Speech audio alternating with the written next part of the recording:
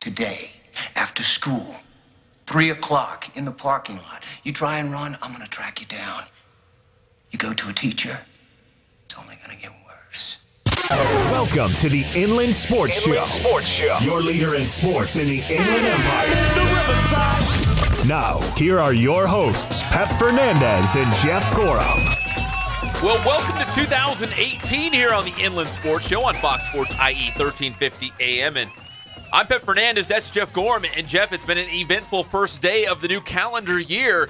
We knew there was going to be a lot of firings at the NFL level. They call it Black Monday in football, yes, where a lot of NFL coaches, it's that first Monday after the end of the regular season. But a good friend of ours locally here, the head basketball coach at UC Riverside, Dennis Cutts, finding out that he has been relieved as the head coach of the Highlanders, and associate head coach Justin Bell will step in as the interim coach for the first conference game. They open Big West this Wednesday. Yeah, I think we're all in a little bit of shock. You know, we work with UC Riverside quite closely. We build relationships with these people, coaches, support staff, players, everybody, and I'm not going to beat around the bush. I'm bummed because I really like Coach Cutts. I think he's done a great job. They had great wins. They beat Cal, Valpo, and Air Force in non-conference, and heading into conference play, you know, it's just a little. I'm a little bummed. I like Coach Cutts, and I love Justin Bell. I think he'll do a great job, but still, nonetheless, it's a tough day, really. So we're going to dive deeper on this switch at UC Riverside as Dennis Cutts is no longer the head basketball coach. Justin Bell will take over beginning Wednesday against Cal State Fullerton. That's the big story here in the Inland Empire today on January 1st, 2018, New Year's Day across the world. And also the college football bowl games. It's a big day for college football. Of course, we got the Rose Bowl taking place right now in Pasadena, Georgia and Oklahoma. And last check, do you have an update, Jeff? I do. 21-14 Oklahoma. Baker Mayfield. So the Sooners on top of Georgia, and Baker Mayfield was the story because he wasn't feeling well.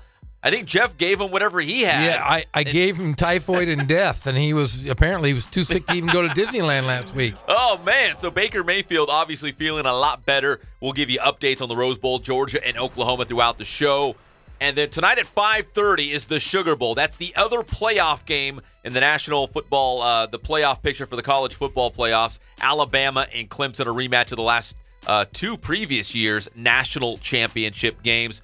A couple games already in the book. In the Citrus Bowl, it was Notre Dame over LSU, Louisiana State 21-17. The Peach Bowl, Central Florida knocking off Auburn 34-27. And in the Outback Bowl, Michigan over South Carolina 26-19. I know Jeff has a warm fuzzy spot for the Wolverines now because you were at the Big House. I was at a couple weeks ago. You know, and it's weird because they lose to a South Carolina team, but then I saw them really take Ohio State. You know, the whole entire game. And you go out and you lose to South Carolina. Tough loss though for the Wolverines. Yeah, they should have had that one. Yeah. So it's a big day of college football here on New Year's Day. Of course, again, we'll bring you updates from the Rose Bowl. It's all brought to you by our good friends at Spoiled. Quick quality oil change. You'll be spoiled by great customer service and low prices.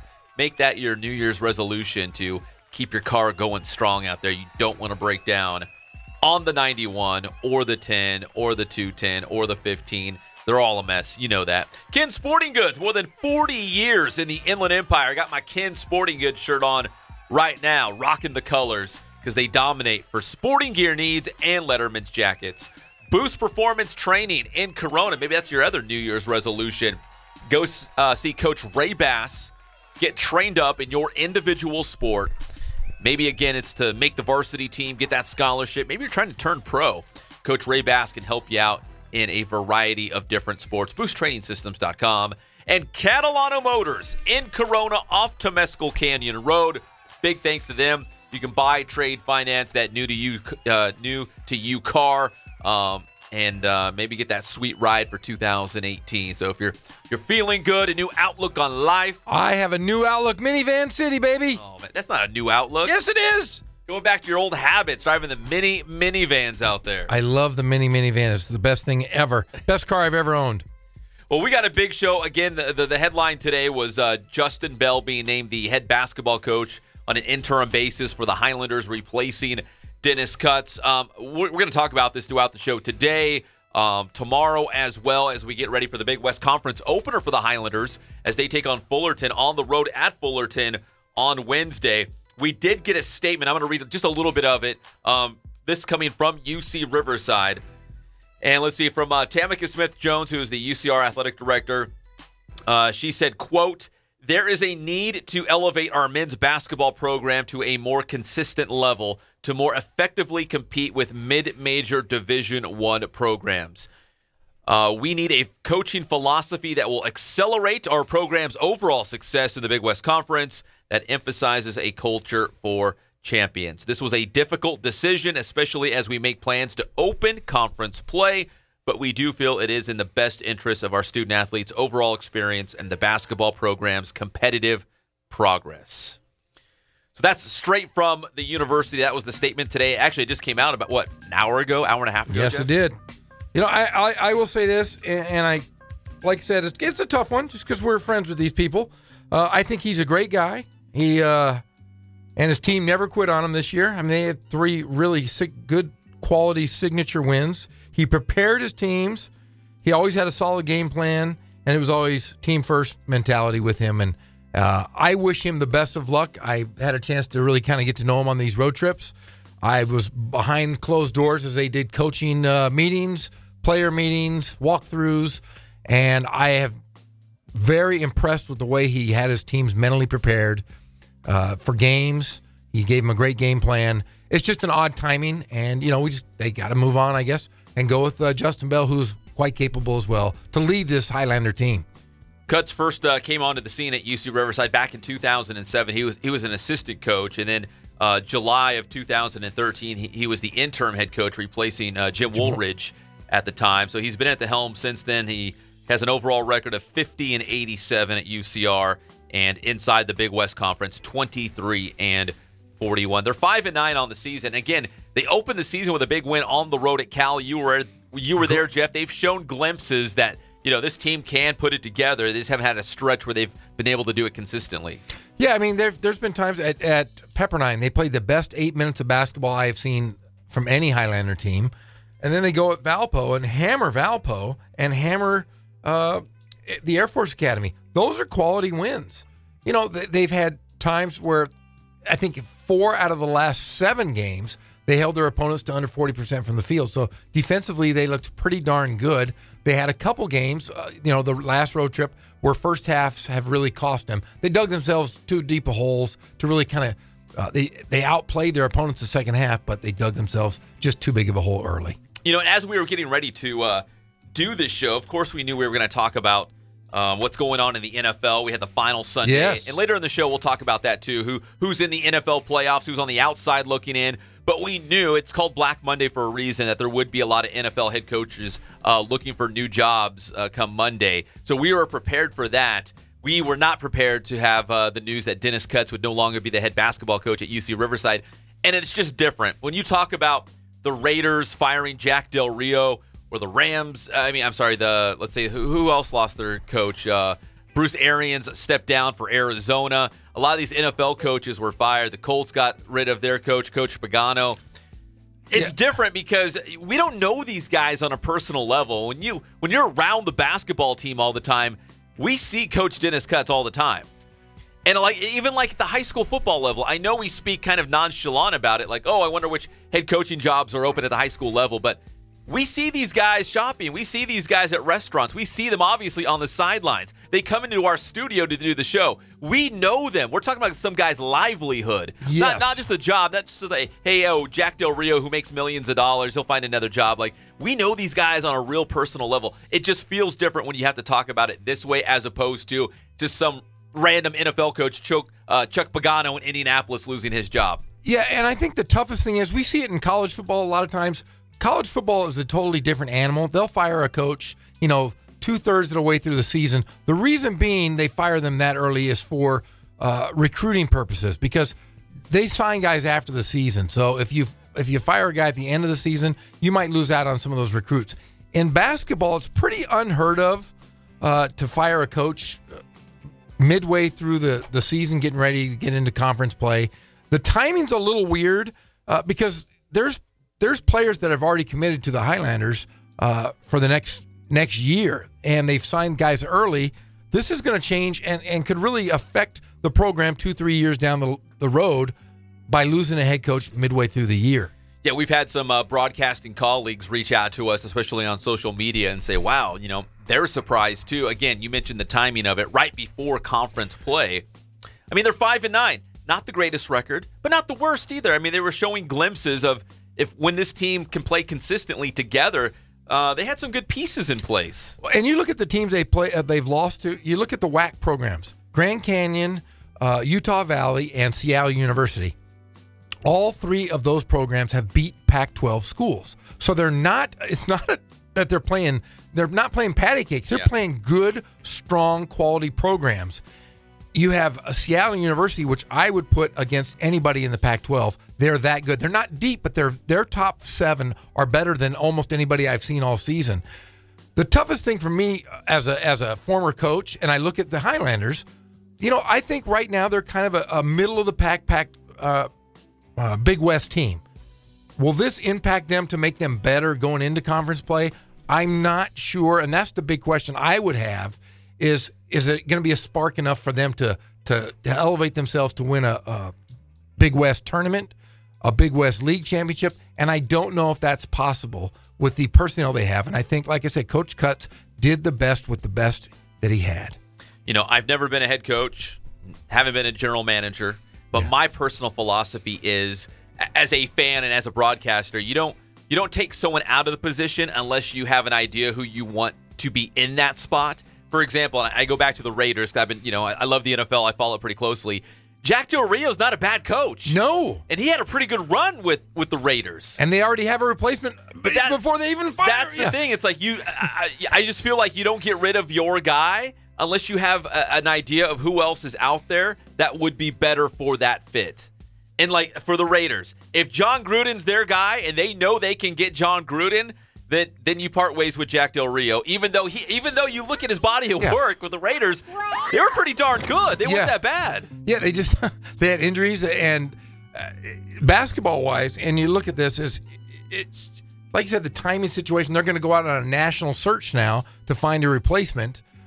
So what are the plans for the coaching staff that's in play now? Those guys' lives, I mean, you really got to think about those guys. What are they going to be doing next year if they're not part of the mix? I hope that Justin Bell is part of the mix because he is an integral part of the program. He's a UCR guy. He's an alum. He's back at the school where it all started for him. And he is the guy that recruits these players. He's the guy that helps sign these players that are coming, that have committed to UC Riverside for the next 4 years. Well, we're going to talk more about Justin Bell and UC Riverside as we get a little bit deeper in the show, of course. Jeff and I send our best to Coach Cutts, whatever endeavor he goes to. Such a good guy on and off the court. Again, broadcasting the UC Riverside basketball games, we've had a chance to get them, again, on a personal level. That's why it hits a little bit closer to home for us because, these guys, they are married. They do have families. They have houses. I mean, it's more than just a job. There's a lot, surrounding this. So, of course, we send our best to Coach Cutts. And then supporting Justin Bell, too, because Justin Bell's a former UCR player. I know the guys love him. He's a young and enthusiastic guy, so we're going to get behind Coach Bell going into that Wednesday conference opener against Fullerton. Very much so, because we are really a part of that fabric of that team. We follow with those guys. We travel. We know them. Each player we know. And like I said, we wish the best for Coach Cutts. We're going to be Highlanders, and we're going to stick with Coach Bell because Coach Bell's an extension of the entire staff. So, yeah, I'm sure it'll be fine. It's just tough to lose a friend and lose a guy that you've kind of known and been around. You're the only UCR guy I know that wears a San Diego State shirt, Jeff. Yeah, that's true. I'm just busting you up. I do love my San Diego State too, but we're the flagship station of the San Diego State Aztecs. That's right. We are the station of the Aztecs. We appreciate you joining us here on New Year's Day. When we come back, Jeff and I are going to give you our top storylines from the Inland Empire from 2017. Good ones. Now that 2017 is in the rearview mirror, we can look ahead to 2018. And so many great things are going to unfold here in the Inland Empire. But for a moment, for the day, for the next couple segments, we'll look back. The biggest stories, the biggest names, the biggest athletes from the IE. We're talking the 951 and the 909 right here. It's the one and only Inland Sports Show on Fox Sports IE 1350 AM. What do you mean? You mean the way I talk? What? It's just, you know, you're just funny. It's, you know, the way you tell the story and everything. Funny how? I mean, what's funny about it? Tommy, no, you got it all wrong. Oh, Anthony. He's a big boy. He knows what he said. What'd you say? The Inland Empire's home for all things IE.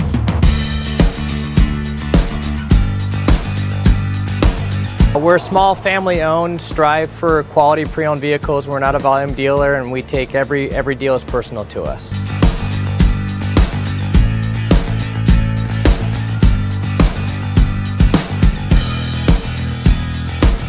We're a low-stress environment. We're not a pressure sales house. If you want to shop us, you're more than welcome to shop us. We have, like I said, great rates, competitive financing, a lot of one-owner, clean Carfax, clean title vehicles.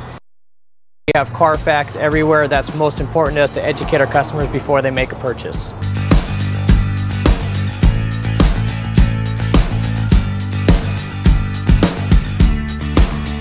We're right off of Ontario, right off a couple exits off the 15 freeway, off Cahelco, off El Cerrito, and we're right on the main drag going into Dos Logos and the crossings.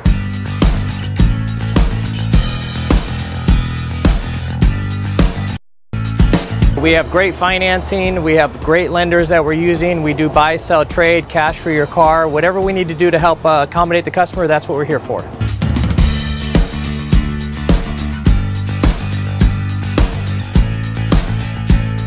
We have a little bit of everything. We start at about $69.95 and go all the way up to $100,000. We have Escalades, we have commuters, we have pickup trucks, we have Jeeps, sport utilities, and if we don't have it, our specialty is finding you exactly what you're looking for.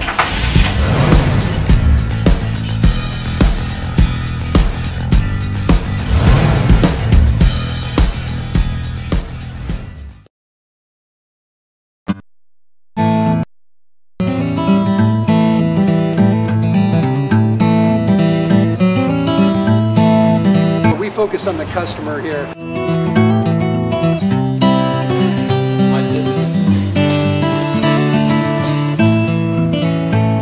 Believe it or not, that is the biggest thing for customers on an oil change. They just want the convenience of coming in, driving in, getting it done, and driving out.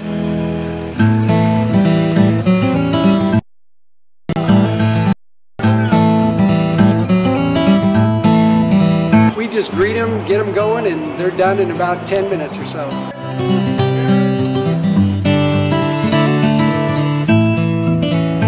We don't push any sales on them. We do the oil change, and I think that's what sets us apart is our customer service. Vacuumed and cleaned your windshield for you as well. Everything's looking pretty good. Come into us one time, believe me, we'll spoil you and you'll be ready to come back the next time.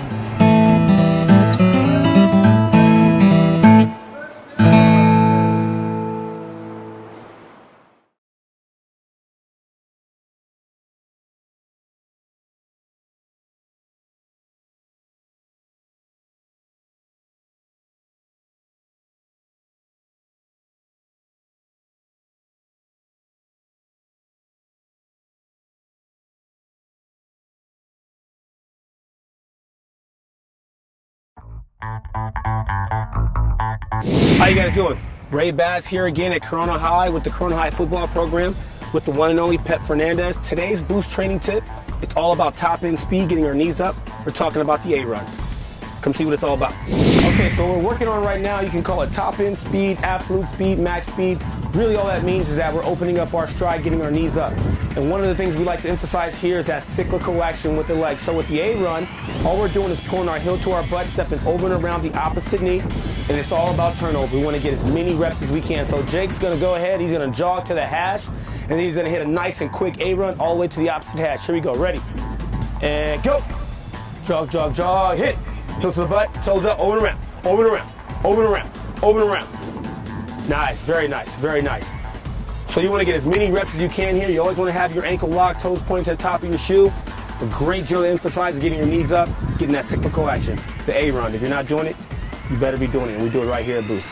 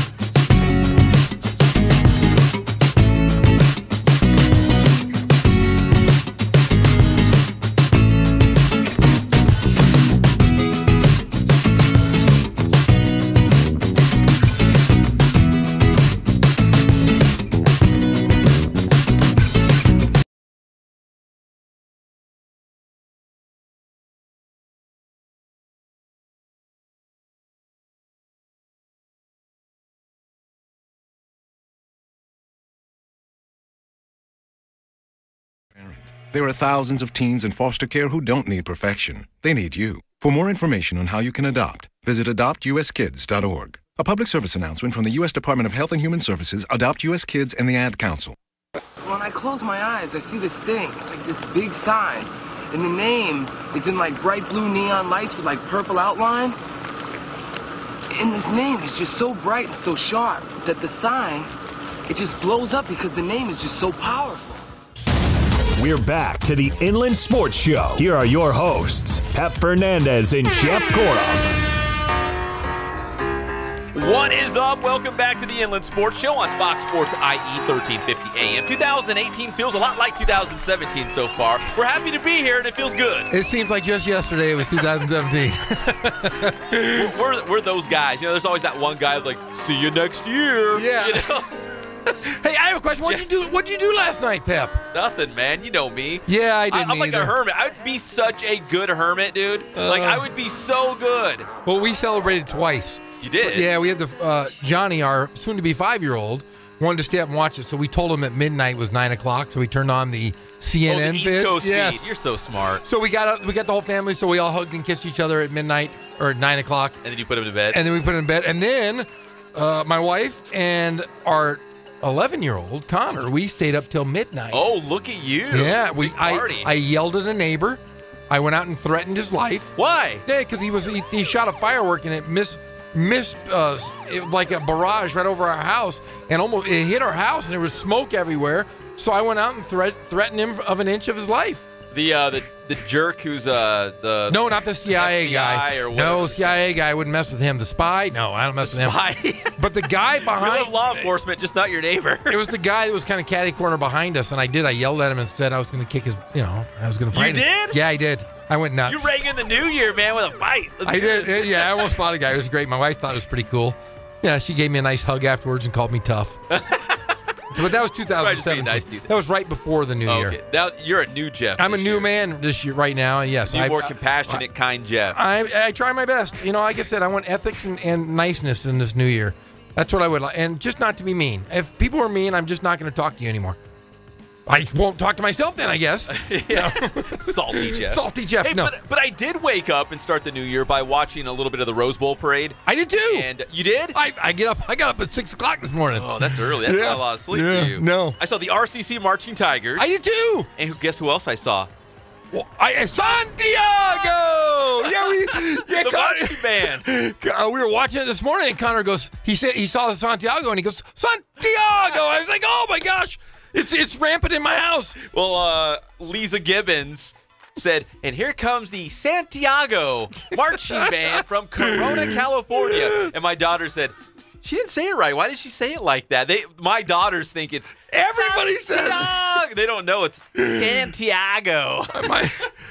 Johnny says Santiago. He says, and yeah, you're more famous in my house than I am because he always says, "Where's Pep Fernandez?" He dressed up like you one day. He did. Yeah, he said he was Pep Fernandez. What does a Pep Fernandez wear? He put a tie on. Sporting good shirt, a tie. He put a tie on and wore my jacket. And it looked like it looked like you wearing my jacket. Oh.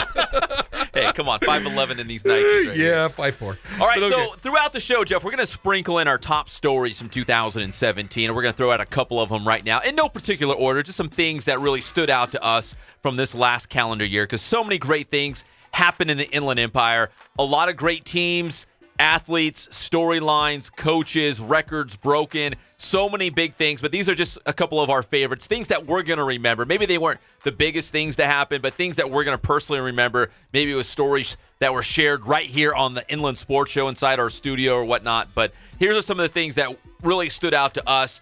And the first one is UCR beating Cal. You were there. Awesome. I'm going to tell you right now, outside of UCR beating Iowa, when Iowa was ranked number 1 in the country and UCR was a Division II program, beat them over in, I think it was Alaska or Hawaii. It was one of the two. They beat the number 1 ranked team in the country. This, being a witness to it, was really cool, seeing the Big West handle a Pac-12 school on their court. It was cool. Awesome. Great time. Now to a couple football ones. Of course, the Rancho Verde winning the CIF Southern Section Division III championship with a field goal as time expired against St. Francis. That's a situation where you grow up dreaming about that in your backyard. Like, time's winding down. The whole season rides on this kick for the championship. And Luis Santiago, that's right, kicked the game winner. So that was another memorable moment. I asked Jeff, I'm like, what do you remember from the football season? You said the guys who scored 8 touchdowns. Yeah, Jaden Daniels and Jonathan Jefferson of Citrus Hill. Man, I tell you what, when you have 16 touchdowns, basically in one game combined with 2 guys, they weren't in the same game, but just in that night, that's a lot of touchdowns, 8 touchdowns. And Jaden Daniels, how great was he this year? Oh, he rewrote the record book. When I asked Rich Imbriani, the Cajon athletic director, which records does Jaden Daniels now have at Cajon High School? He just wrote back, he texted back, all of them. And so whatever you can think of, Jaden Daniels probably has the record now. Well, just think about it. We've had him on the show. He's played over 40 games as a junior. 3-year starter. And he's got another year. He's going to play 50 darn games. Yeah. That's unheard of. 50 games as a starter in high school is incredible. Yeah, Jonathan Jefferson, who is the quarterback at Citrus Hill, obviously big threat on the ground. They hiked him the ball, wildcat, he just takes off. Jaden Daniels, when he had those 8 touchdowns in that playoff game, it was 4 through the air and 4 on the ground. I mean, he was a 1,000-yard rusher on top of the, 65, I think he finished with touchdown passes. It was off the charts. And a 99-yard run in that game as well. I mean, 99 yards.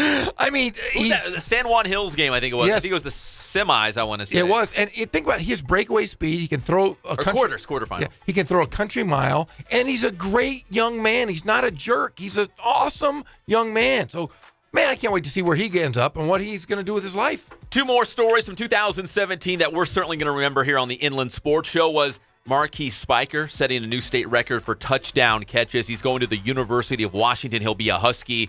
And Spiker, man, big-time receiver. He had a big-time quarterback to get him the ball, and Hank Bachmeyer. And Spiker really rewrote the record book in terms of the inland area in terms of receiving, and he broke the state record for touchdown catches. Unbelievable. Maybe he could have helped them a couple days ago when they lost to Penn State. Ooh, the Washington Huskies. Yeah, they could use them. Best helmets I've seen all year were those Washington helmets. Yeah, those like awesome. chrome metallic-looking things. They were sweet. But yeah, Marquise Spiker, awesome. Yeah, rough bowl season for the Pac-12. Maybe we can touch on that a little bit later. Were they 1-8? Is that what it was? Yeah, that's ugly. bad. Really ugly. And Jeff's boy, he brought this up. Austin Barnes playing for the Dodgers in the World Series. And think about it. He's the guy that scored to make the series continue. Yes. And he was a big part of it. It wasn't like he was the last guy on the bench. I mean, he unseated Yasmani Grandal as the starting catcher. Yes, he did. And you got to figure, Jake Marisnik also was a part of a World Series championship team. Didn't play in the World Series. He was injured, which was a bummer. But a big part of that season and a big part of their future plans. Yeah, he did have a good year for the Houston Astros. Congrats to Houston, your World Series champion. But it was pretty cool to see Austin Barnes playing in the World Series as the starting catcher for the Dodgers. In fact, I saw the Dodgers opening week. They opened the season with a homestand against the San Diego Padres. That's right, you were there. I went to his first start. That's right, so I remember the first 2 days of the season, Grandal started behind the plate. And then it was a Thursday afternoon, and Austin Barnes made his first start at catcher for the Dodgers that day for this season. And who would have thought that was just the beginning of Austin Barnes really becoming a key part of this World Series team for the Dodgers. And who knows, we could see another Dodgers-Astros World Series next year, and LA might get the job done next season. Yeah, and he bookended his year with speaking at the Gorell Classic as well. So that's right. We saw him at the Austin Gorell. Yeah, at Cal Baptist University. That was a good time. That's a good starting point for our good stories. We got a lot more. We've got more. We're going to pass along and share with you. Of course, the big news today is the coaching switch at UC Riverside. We're going to talk to John Ramey. He's former UC Riverside basketball broadcaster, now with the University of Nevada Wolfpack. We're going to get his thoughts. And a little bit later in the show, we'll talk the NFL playoff picture. It's now set in stone. We know who's in the playoffs. We know who's playing who. And we'll take a look at some of those wild card round matchups and bring you an up-to-date from the Rose Bowl between Georgia and Oklahoma. That's all coming up on this edition of the Inland Sports Show on Fox Sports IE 1350 AM. I got good news. We're extending arts and crafts time by 4 hours today.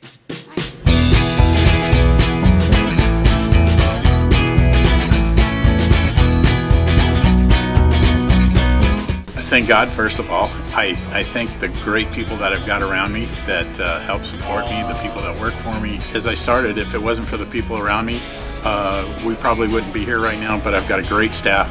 I've got great people that do stuff for us outside the store, and we've been very, very fortunate.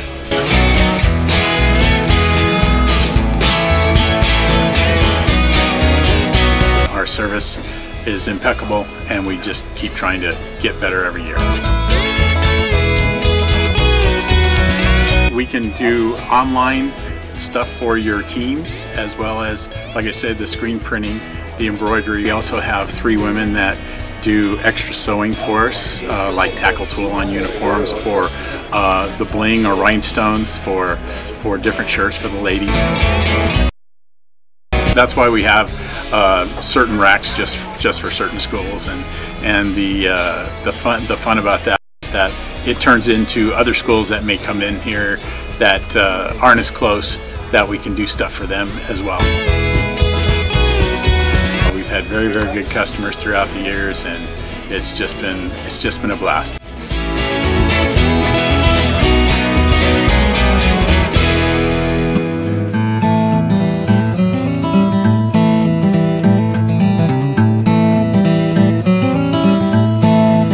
We focus on the customer here.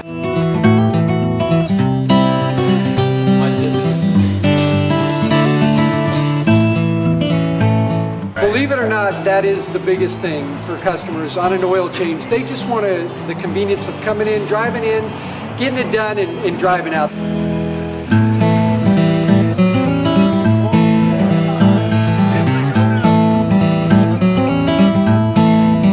We just greet them, get them going, and they're done in about 10 minutes or so.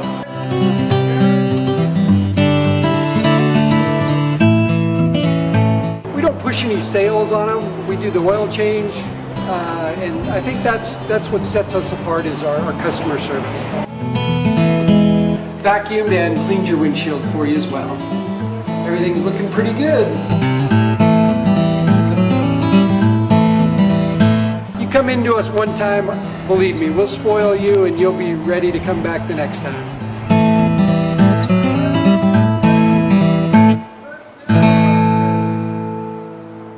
One-on-one advice about your mortgage options. Call 1-888-995-HOPE or visit makinghomeaffordable.gov. Brought to you by the U.S. Treasury, HUD, and the Ad Council. If you're struggling to pay the mortgage, Making Home Affordable is a free government resource that can make it easier. Call 888-995-HOPE or visit makinghomeaffordable.gov. Brought to you by the U.S. Treasury, HUD, and the Ad Council. Do you think people will vote for me? Heck yes, I'd vote for you. Like, what are my skills? Well, you have a sweet bike, and you're really good at hooking up with chicks. Plus, you're like the only guy at school who has a mustache. That's true. We're back to the Inland Sports Show. Here are your hosts, Pep Fernandez and Jeff Gorham. Welcome back to the Inland Sports Show on Fox Sports IE 1350 AM.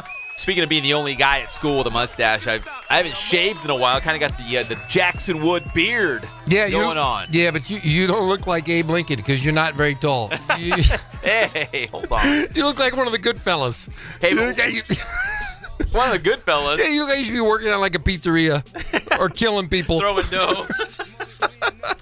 Welcome back to the Inland Sports Show on Fox Sports IE 1350 AM. A little bit later in the show, speaking of Jackson Wood and that magnificent beard of his, they won the King of the Hill tournament. He's going to join us in studio with the tournament MVP. Is he big enough to, is the studio big enough for that guy? Is he 6'7", 6'8"? He's just big. He's really Vic tall, long. Obioha, I want to say. Hopefully when he comes in, I'm going to say it, and then he can tell me if I got it right or wrong. But he was the MVP of the tournament, and his numbers were off the charts. I don't have them in front of me, but it was like 14 points, 21 rebounds, and like 14 blocks. It was a triple-double, and it was like crazy numbers. Yeah, it's always nice when you have one of those kind of players that can just change a game because he's so big and long, he can play. Like a young Jeff Gorham out there. No, I shot the ball. You didn't have any block shots. Yeah, I didn't block anybody's shot. Yeah, and he couldn't guard me out. I was a guard, man. Get out of here. Guard me. So we'll talk Hillcrest basketball with Coach Wood and Big Vic. We'll just call him Big Vic, right? Yeah, Get that's around all we that can last say. name. The King of the Hill tournament champions. Big win against Alyssa Nagel in that championship game on Saturday night here in Riverside. We've also got Taylor Dawkins. She's going to pop into the studio. My favorite, Taylor Dockins. Oh, she is my all-time favorite. I love her. I can't wait to follow her. There she is. Even She's know here. you were saying that. No, she's my favorite. I just got goosebumps when I saw her walking. She's my favorite.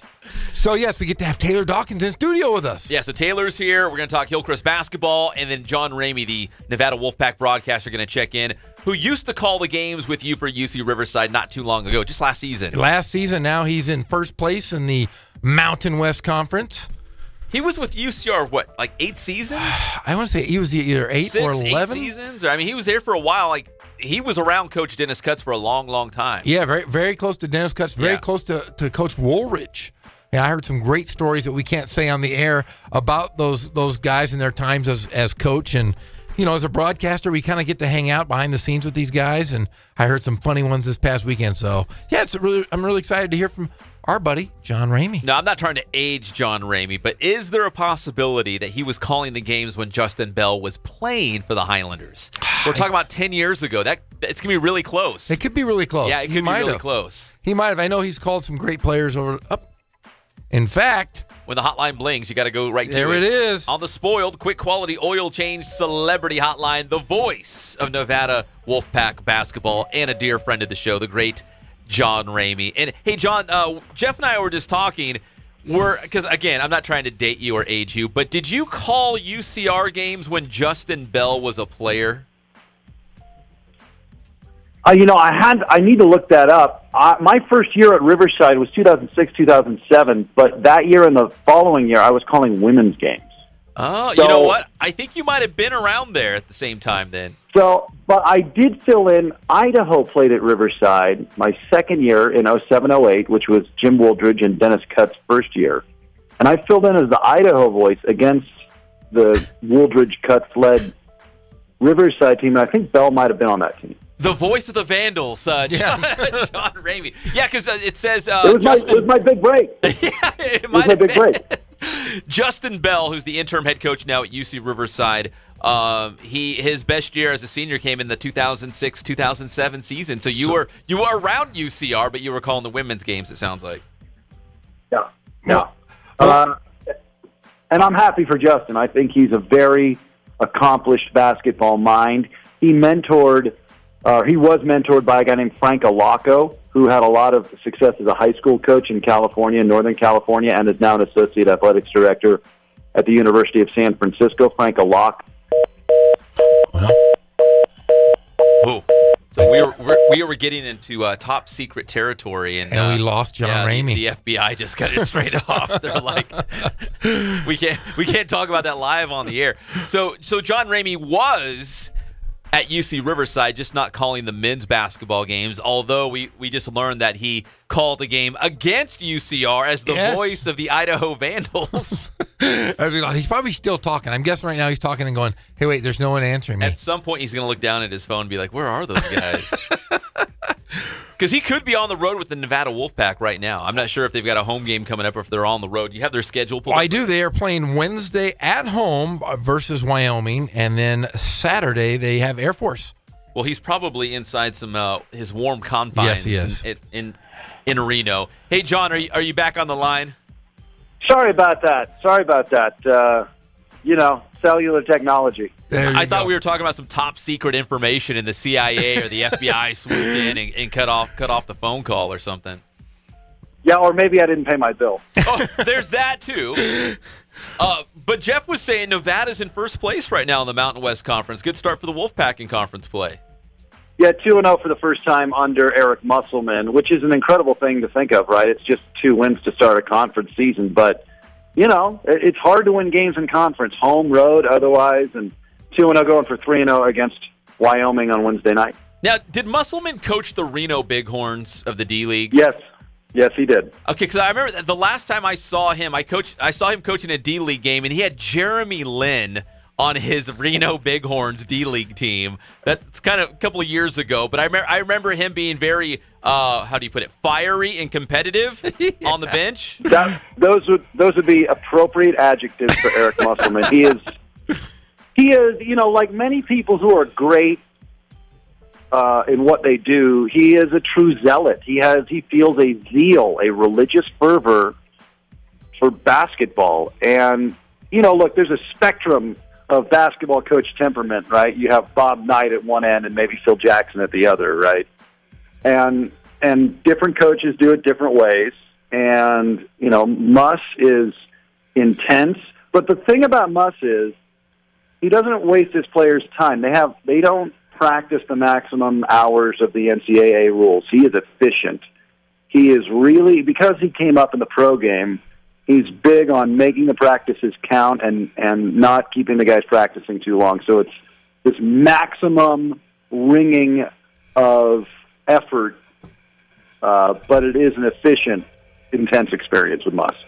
Now, John, where would you put our friend, and former coach Dennis Cutts in that category? Because we've been talking at length about him today as being a really good coach and a great guy, and you had a chance to be around him for a number of years. What are your thoughts on Coach Cutts? Well, first of all, I think the world of Dennis Cutts. I got to know him. He came to Riverside in 07-08 as Jim Wooldridge's top lieutenant. And then, of course, he became the head coach in 2013. So I worked with Dennis in some form or another in all 9 years I called Riverside men's basketball. And I just personally think the world of him. He's a very loyal, very ethical guy, and a tremendous basketball mind. The thing about Cutts is he didn't start for his Division III college team, right? He paid his dues.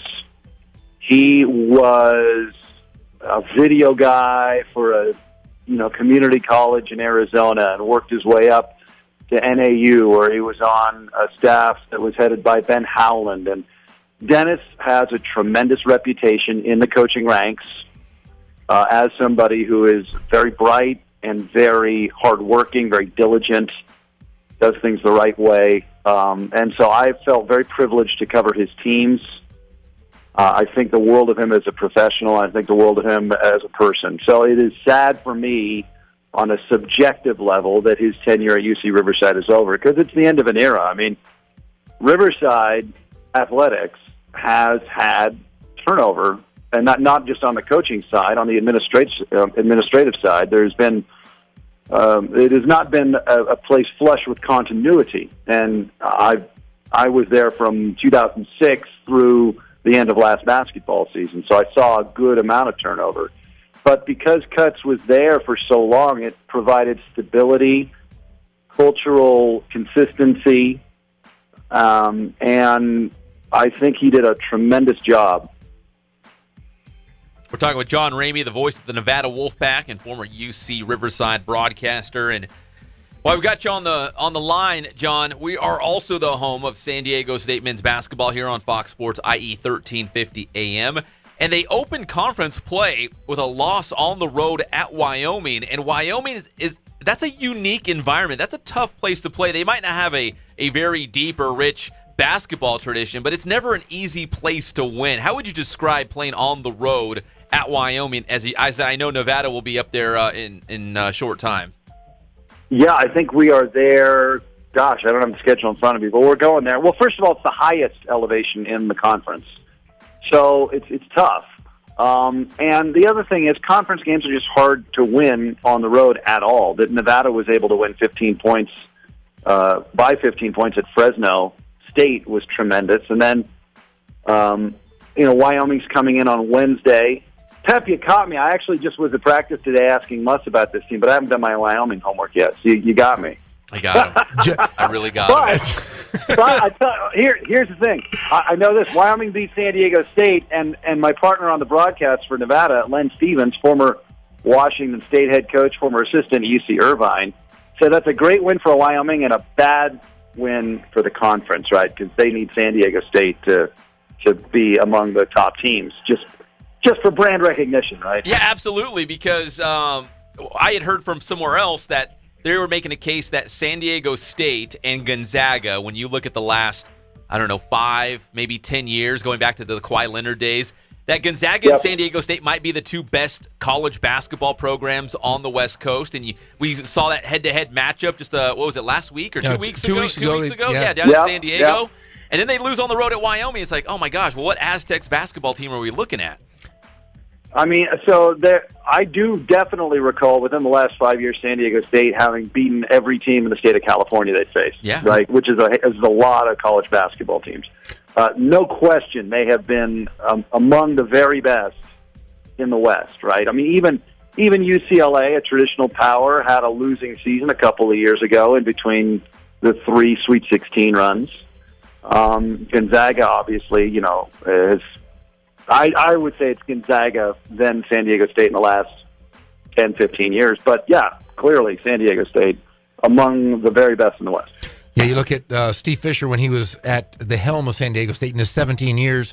They won 20-plus games 12 times. And you've got to think back in the old days of Jim Brandenburg and San Diego State. They were a doormat basically on the West Coast. No one wanted to come to games.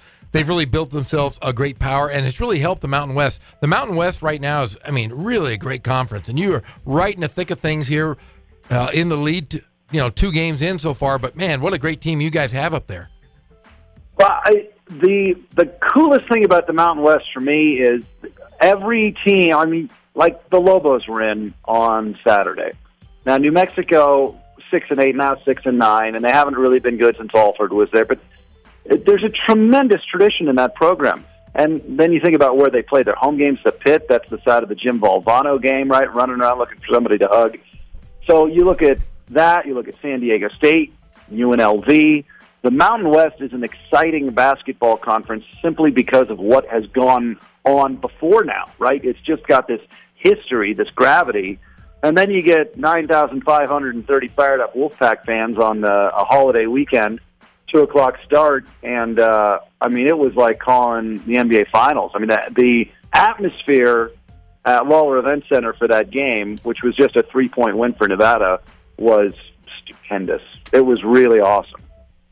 Well, John, we always appreciate the time. Thank you for those kind words on Coach Cutts, and we're going to be following Nevada very closely. And, of course, we're going to have you on routinely because we're the home of the Aztecs here on Fox Sports IE 1350 AM. And you are the voice of the Mountain West Conference for us and a dear friend. And I tell you, hey, guys, real quick. Yes. The call dropped when I was talking about Justin Bell, but I really think if it's not Dennis Cutts, Justin Bell is the right man for the job. And I wish him and the Highlanders all the luck in the world. Well, we agree with you on that 100%. Traveling with those guys, we've become close to them. And couldn't agree with you more there, John Ramey. You guys take care. Happy New Year. Happy New Year to you, buddy. Too. Thank you, John. We appreciate it. All right. That is the great John Ramey, the voice of Nevada Wolfpack basketball in our Mountain West Conference Basketball Insider, Jeff. Nobody knows the MWC like John Ramey. He's the best. I'm telling you right now, one of my dear friends, and I look to for a lot of guidance, and my family adores him. He's the greatest. Yeah, Coach Musselman. You know what I'm talking about, right? Musclehead. Oh, man. That's what they called him, He's all fired up. Again, this was a D-League game in the middle of nowhere. Jeremy Lin was one of his starting guards, and this guy was acting like it was Game 7 of the NBA Finals. And I'm like, who is? In fact, I think he was the head coach of the Sacramento Kings for a cup of coffee. He was. Yes, he was. And this guy was just losing his mind, like he's like the NBA title was on the line. Yeah, but I'll tell you, Musselman is crazy. I've heard stories from Ramey already. Who's calling you right now before we go to break? Just say it out loud. Just who's calling you? My friend Greg Gottlieb. Greg Gottlieb? The associate head coach at the Oregon State University. The man. One of your dear friends. One of my buddies. Yeah, he's probably, he's calling and say Happy New Year. All right. I'll let you take that phone call. We're going to take a quick commercial break. When we come back, some of them are other top stories from 2017. We've got Taylor Dockins around the corner, as well as the Hillcrest High School head basketball coach. And his big man, let's call him Big Vic for now. Obioha. Yeah, I probably got it wrong, but we're going to ask him anyways. We'll be right back. It's the Inland Sports Show on Fox Sports IE 1350 AM. You know how much much money that is to put them through school? You know how many Air Jordan 6 black kids wear? I'm sorry for that.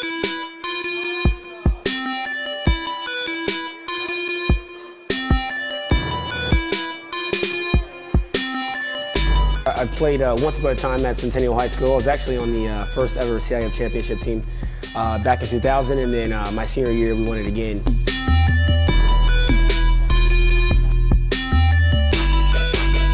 I'd say that's my passion because I've done it. You know, I know exactly where these athletes are at. I know what their mindset is right now. I know how hard it is to, number one, find a performance coach who can take you to the next level.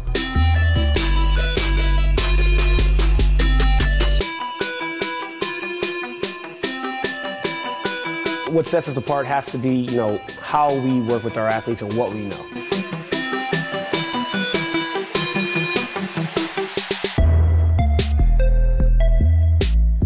We can take an athlete and you know, help them reach their athletic potential, you know, help them, you know, prevent injuries, help get them stronger.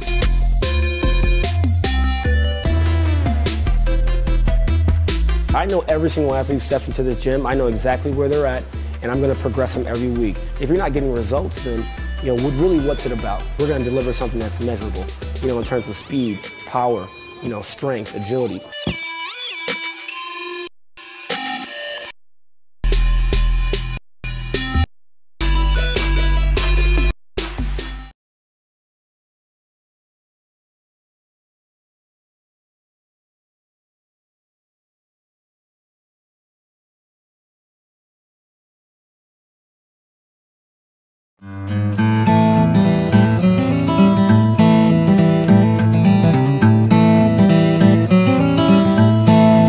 We focus on the customer here.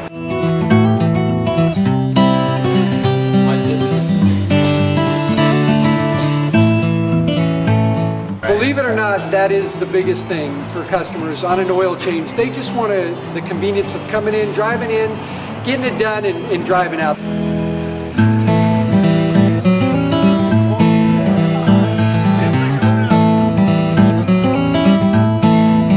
We just greet them, get them going, and they're done in about 10 minutes or so.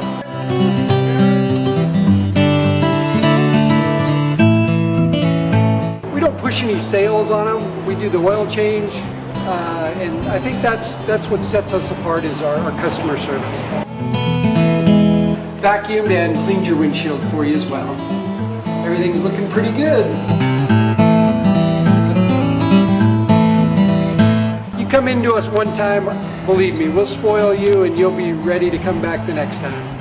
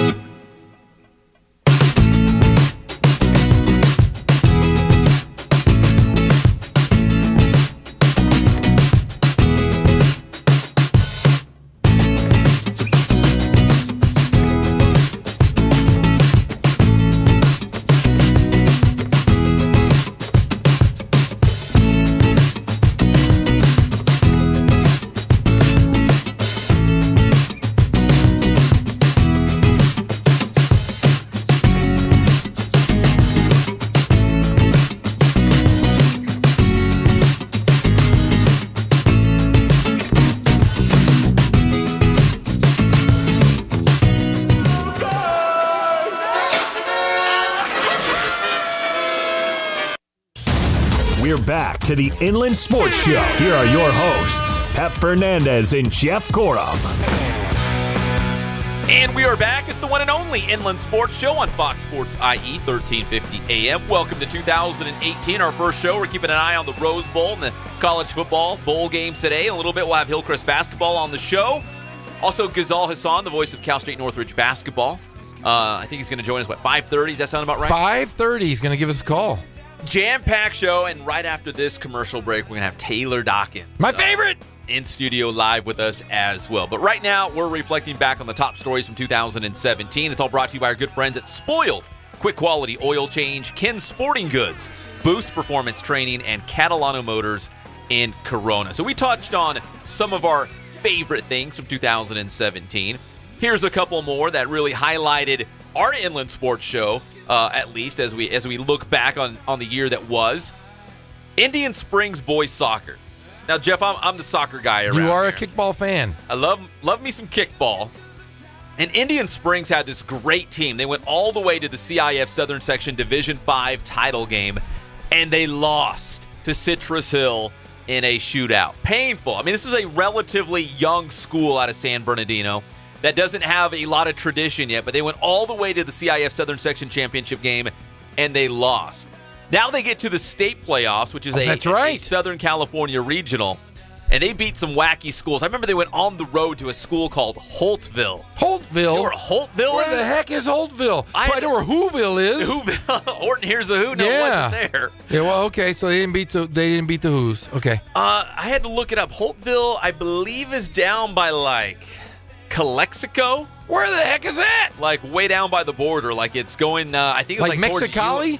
Yeah, like towards Yuma, Arizona. Like I think it's kind of going in that direction. Yeah, I guess that's all they do is play soccer out there. Man, it was a wacky road to through the state playoffs, but they made it all the way to the Southern California Regional Championship game. And who did they get in the regional title game? Let me guess. Citrus Hill. Citrus Hill. A rematch with the Hawks, the team that beat them in a shootout for the CIF Southern Section title. And this time they had to play Citrus Hill at Citrus Hill for the SoCal Championship, and they beat them 3-0. A convincing victory for the Coyotes. That's something that I'm certainly going to remember from 2017. If I'm a soccer guy, you're a basketball guy. Let's just talk about two players from this team went on to play at big-time programs. You have Matt Mitchell and Jamal Baker. Jamal Baker, right? Is that how you pronounce his name? Jamal Baker. Jamal Baker. Kentucky and San Diego State. Roosevelt goes in and wins the state championship and beats Centennial 5 times. Roosevelt basketball beating Centennial, going 5-0 in one season, and then winning the D1 state championship. That's like a storybook season. Like, I don't know if it gets any better than that for Coach Singleton and the Mustangs. I know they're reloading. They won a big tournament in Florida. Yeah. They're doing just fine, but they lost two big stars in Matt Mitchell and Jamal Baker. But really, you think about it, you didn't talk about them last year winning their league. They won their league convincingly, beating the team that was supposed to win it 5 times, and just went on a roll. They had just the key components to really just be the best team, and they were the best team in California. Division I state champs. They had a bus parade for those guys when Eastville, they won. Yeah, they had a double-decker bus go down. Championship parade. Oh yeah, and Coach Singleton, great guy, a great coach, and couldn't be happier for those guys. It was a great season for Roosevelt basketball, something that we remember from 2017. Still at the high school level, how about Corona baseball? They went all the way to the Division I championship game at Dodger Stadium. Just simply ran out of gas against a really good El Toro team. There's so many images, things I remember. I was in the dugout with them, and head coach Andy Wise, who's one of the best guys regardless of the sport in the Inland Empire. We're talking baseball, football, basketball, doesn't matter. Like, he's just one of the good guys in the IE. He's so funny. Like, they go down early against El Toro, and he's talking to me during the game like, man, Pep, what is going on here? Like, what do you think we should do? Like, This is the CIF Southern Section Championship game at Dodger Stadium. But he's so easygoing and even keel. Such a good guy. But the one thing that really sticks out in my mind from that game at Dodger Stadium was, do you remember they put on their roster? We talked about this. Oh, the greatest name ever. Do you remember?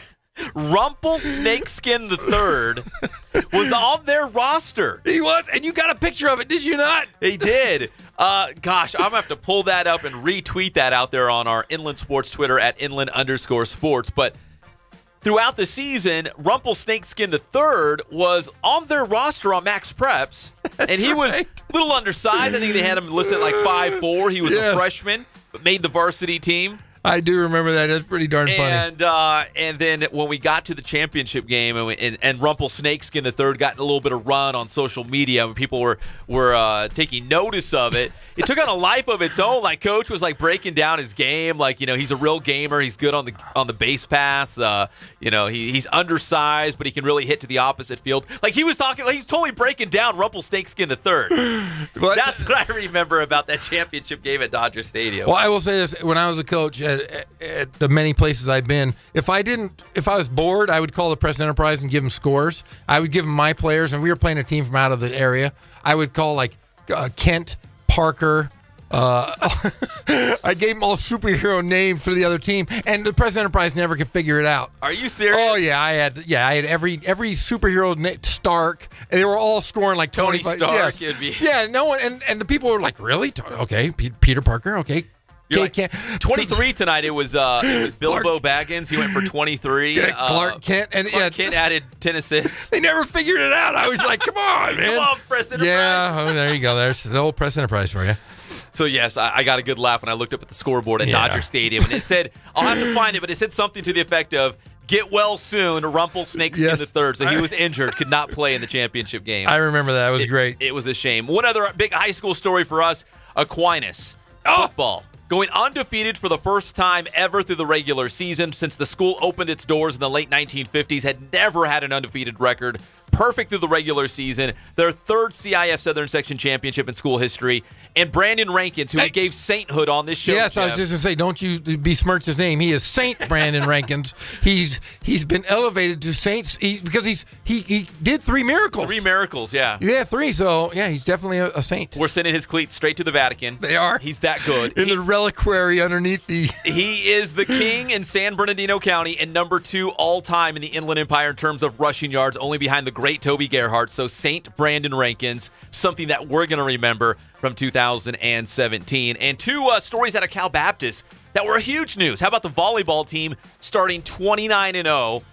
Their first and only loss all season long came in the West Regional against Cal State San Bernardino. It was an IE rivalry game, but that ended their season. But they were 29-0 and number 1 in the country in Division II. And a big part of that, you had the Witt twins who were graduate transfers. McKenna and Madison Witt out of the University of Arizona. Beach volleyball stars. Yes, beach volleyball stars at Arizona. But, man, what a great season. Just came up short to San Bernardino, the City of Champions. The City of Champions, who went on to the Elite Eight in Florida. That's right. They lost in the first round, the Elite Eight tournament.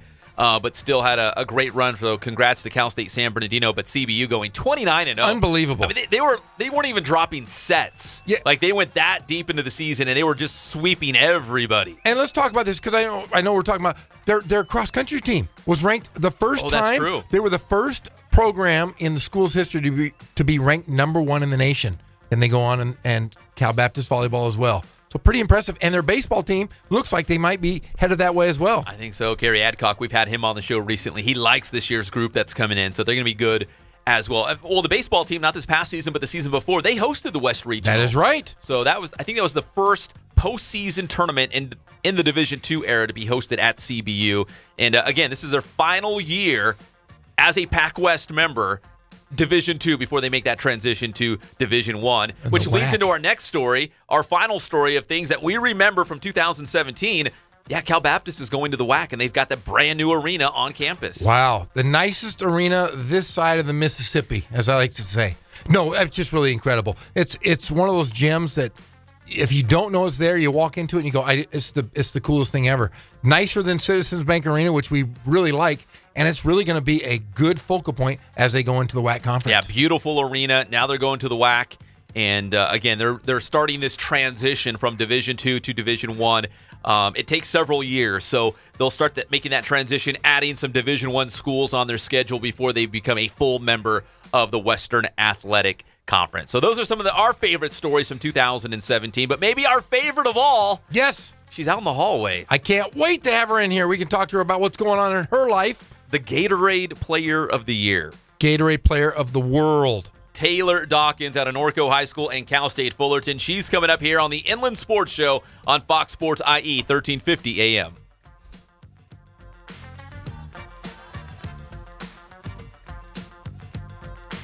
I won't make you, baby. What in in the world is going on up in here? Am I the only one listening to this?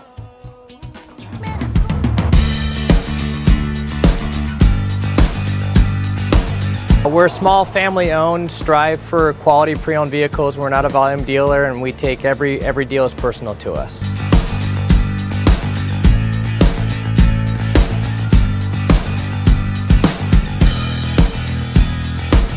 We're a low-stress environment. We're not a pressure sales house. If you want to shop us, you're more than welcome to shop us. We have, like I said, great rates, competitive financing, a lot of one-owner, clean Carfax, clean title vehicles.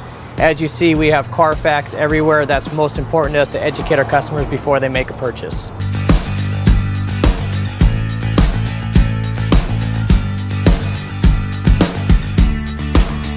We're right off of Ontario, right off a couple exits off the 15 freeway, off Cajelco, off El Cerrito, and we're right on the main drag going into Dos Logos and the crossings.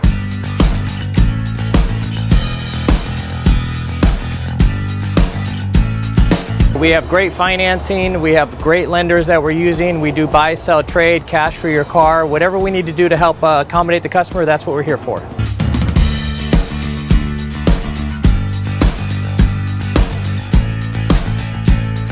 We have a little bit of everything. We start at about $69.95 and go all the way up to $100,000. We have Escalades, we have commuters, we have pickup trucks, we have Jeeps, sport utilities, and if we don't have it, our specialty is finding you exactly what you're looking for.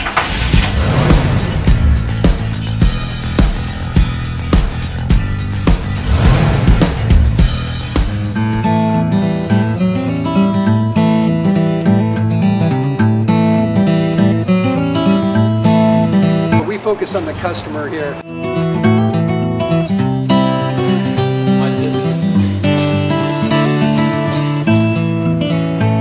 Believe it or not, that is the biggest thing for customers on an oil change. They just want the convenience of coming in, driving in, getting it done, and driving out.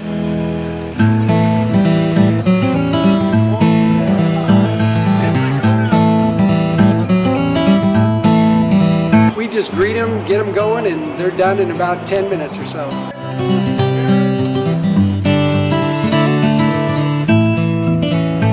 We don't push any sales on them. We do the oil change, and I think that's what sets us apart is our customer service. Vacuumed and cleaned your windshield for you as well. Everything's looking pretty good. Come into us one time, believe me, we'll spoil you and you'll be ready to come back the next time.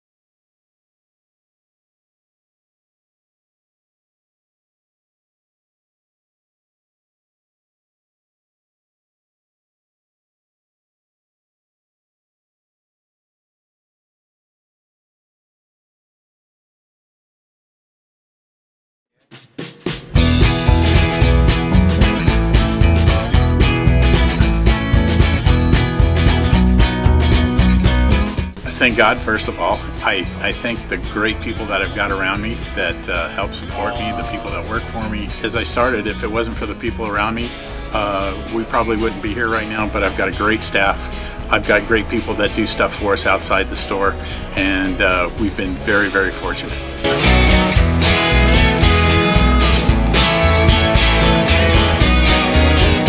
Our service is impeccable, and we just keep trying to get better every year. We can do online stuff for your teams, as well as, like I said, the screen printing, the embroidery. We also have 3 women that do extra sewing for us, like tackle tool on uniforms, or the bling or rhinestones for different shirts for the ladies. That's why we have certain racks just for certain schools, and the fun about that is that it turns into other schools that may come in here that aren't as close, that we can do stuff for them as well. We've had very, very good customers throughout the years, and it's just been a blast.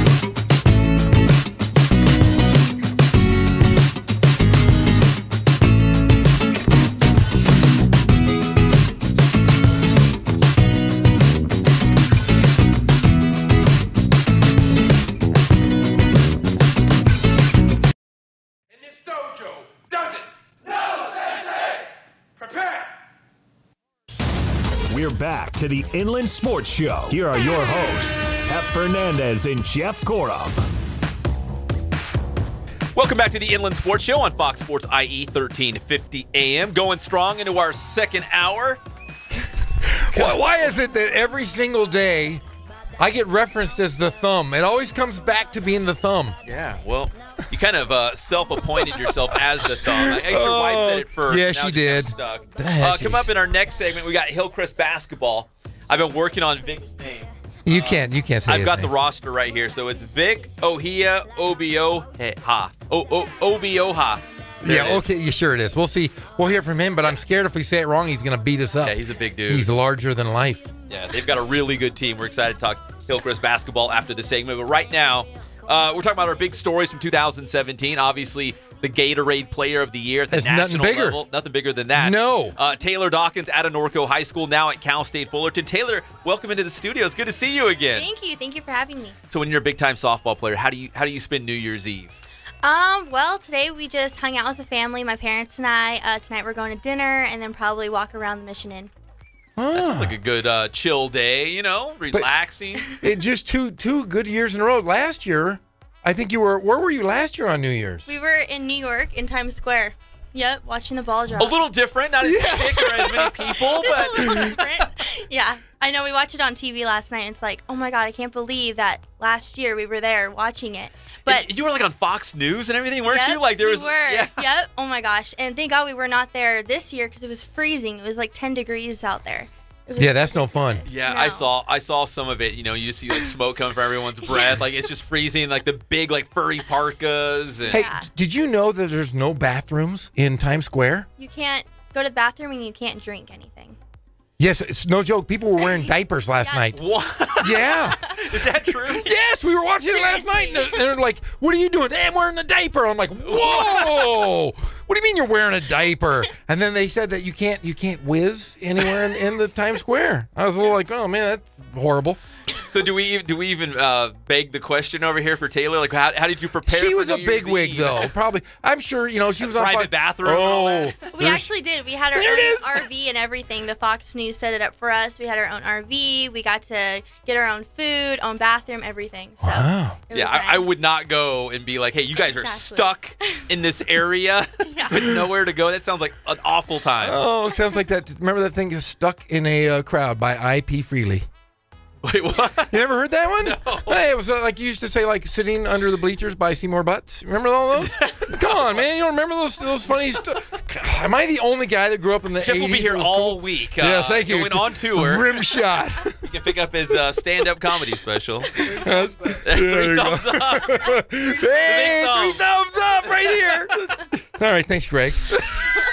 We got Taylor Dockins here in the studio on the Inland Sports Show, Fox Sports IE 1350 AM. So, do you make New Year's resolutions? Are you into that kind of thing? You're just like, whatever. I mean, the usual, working out, staying in shape, being a better person, all that stuff. But, pretty much nothing. I've pretty much done everything I need to do, and nothing new. She is the best softball player in the world. It's not, you think about it. We talked about this last time. She was the National Player of the Year, but who else plays softball? Australia?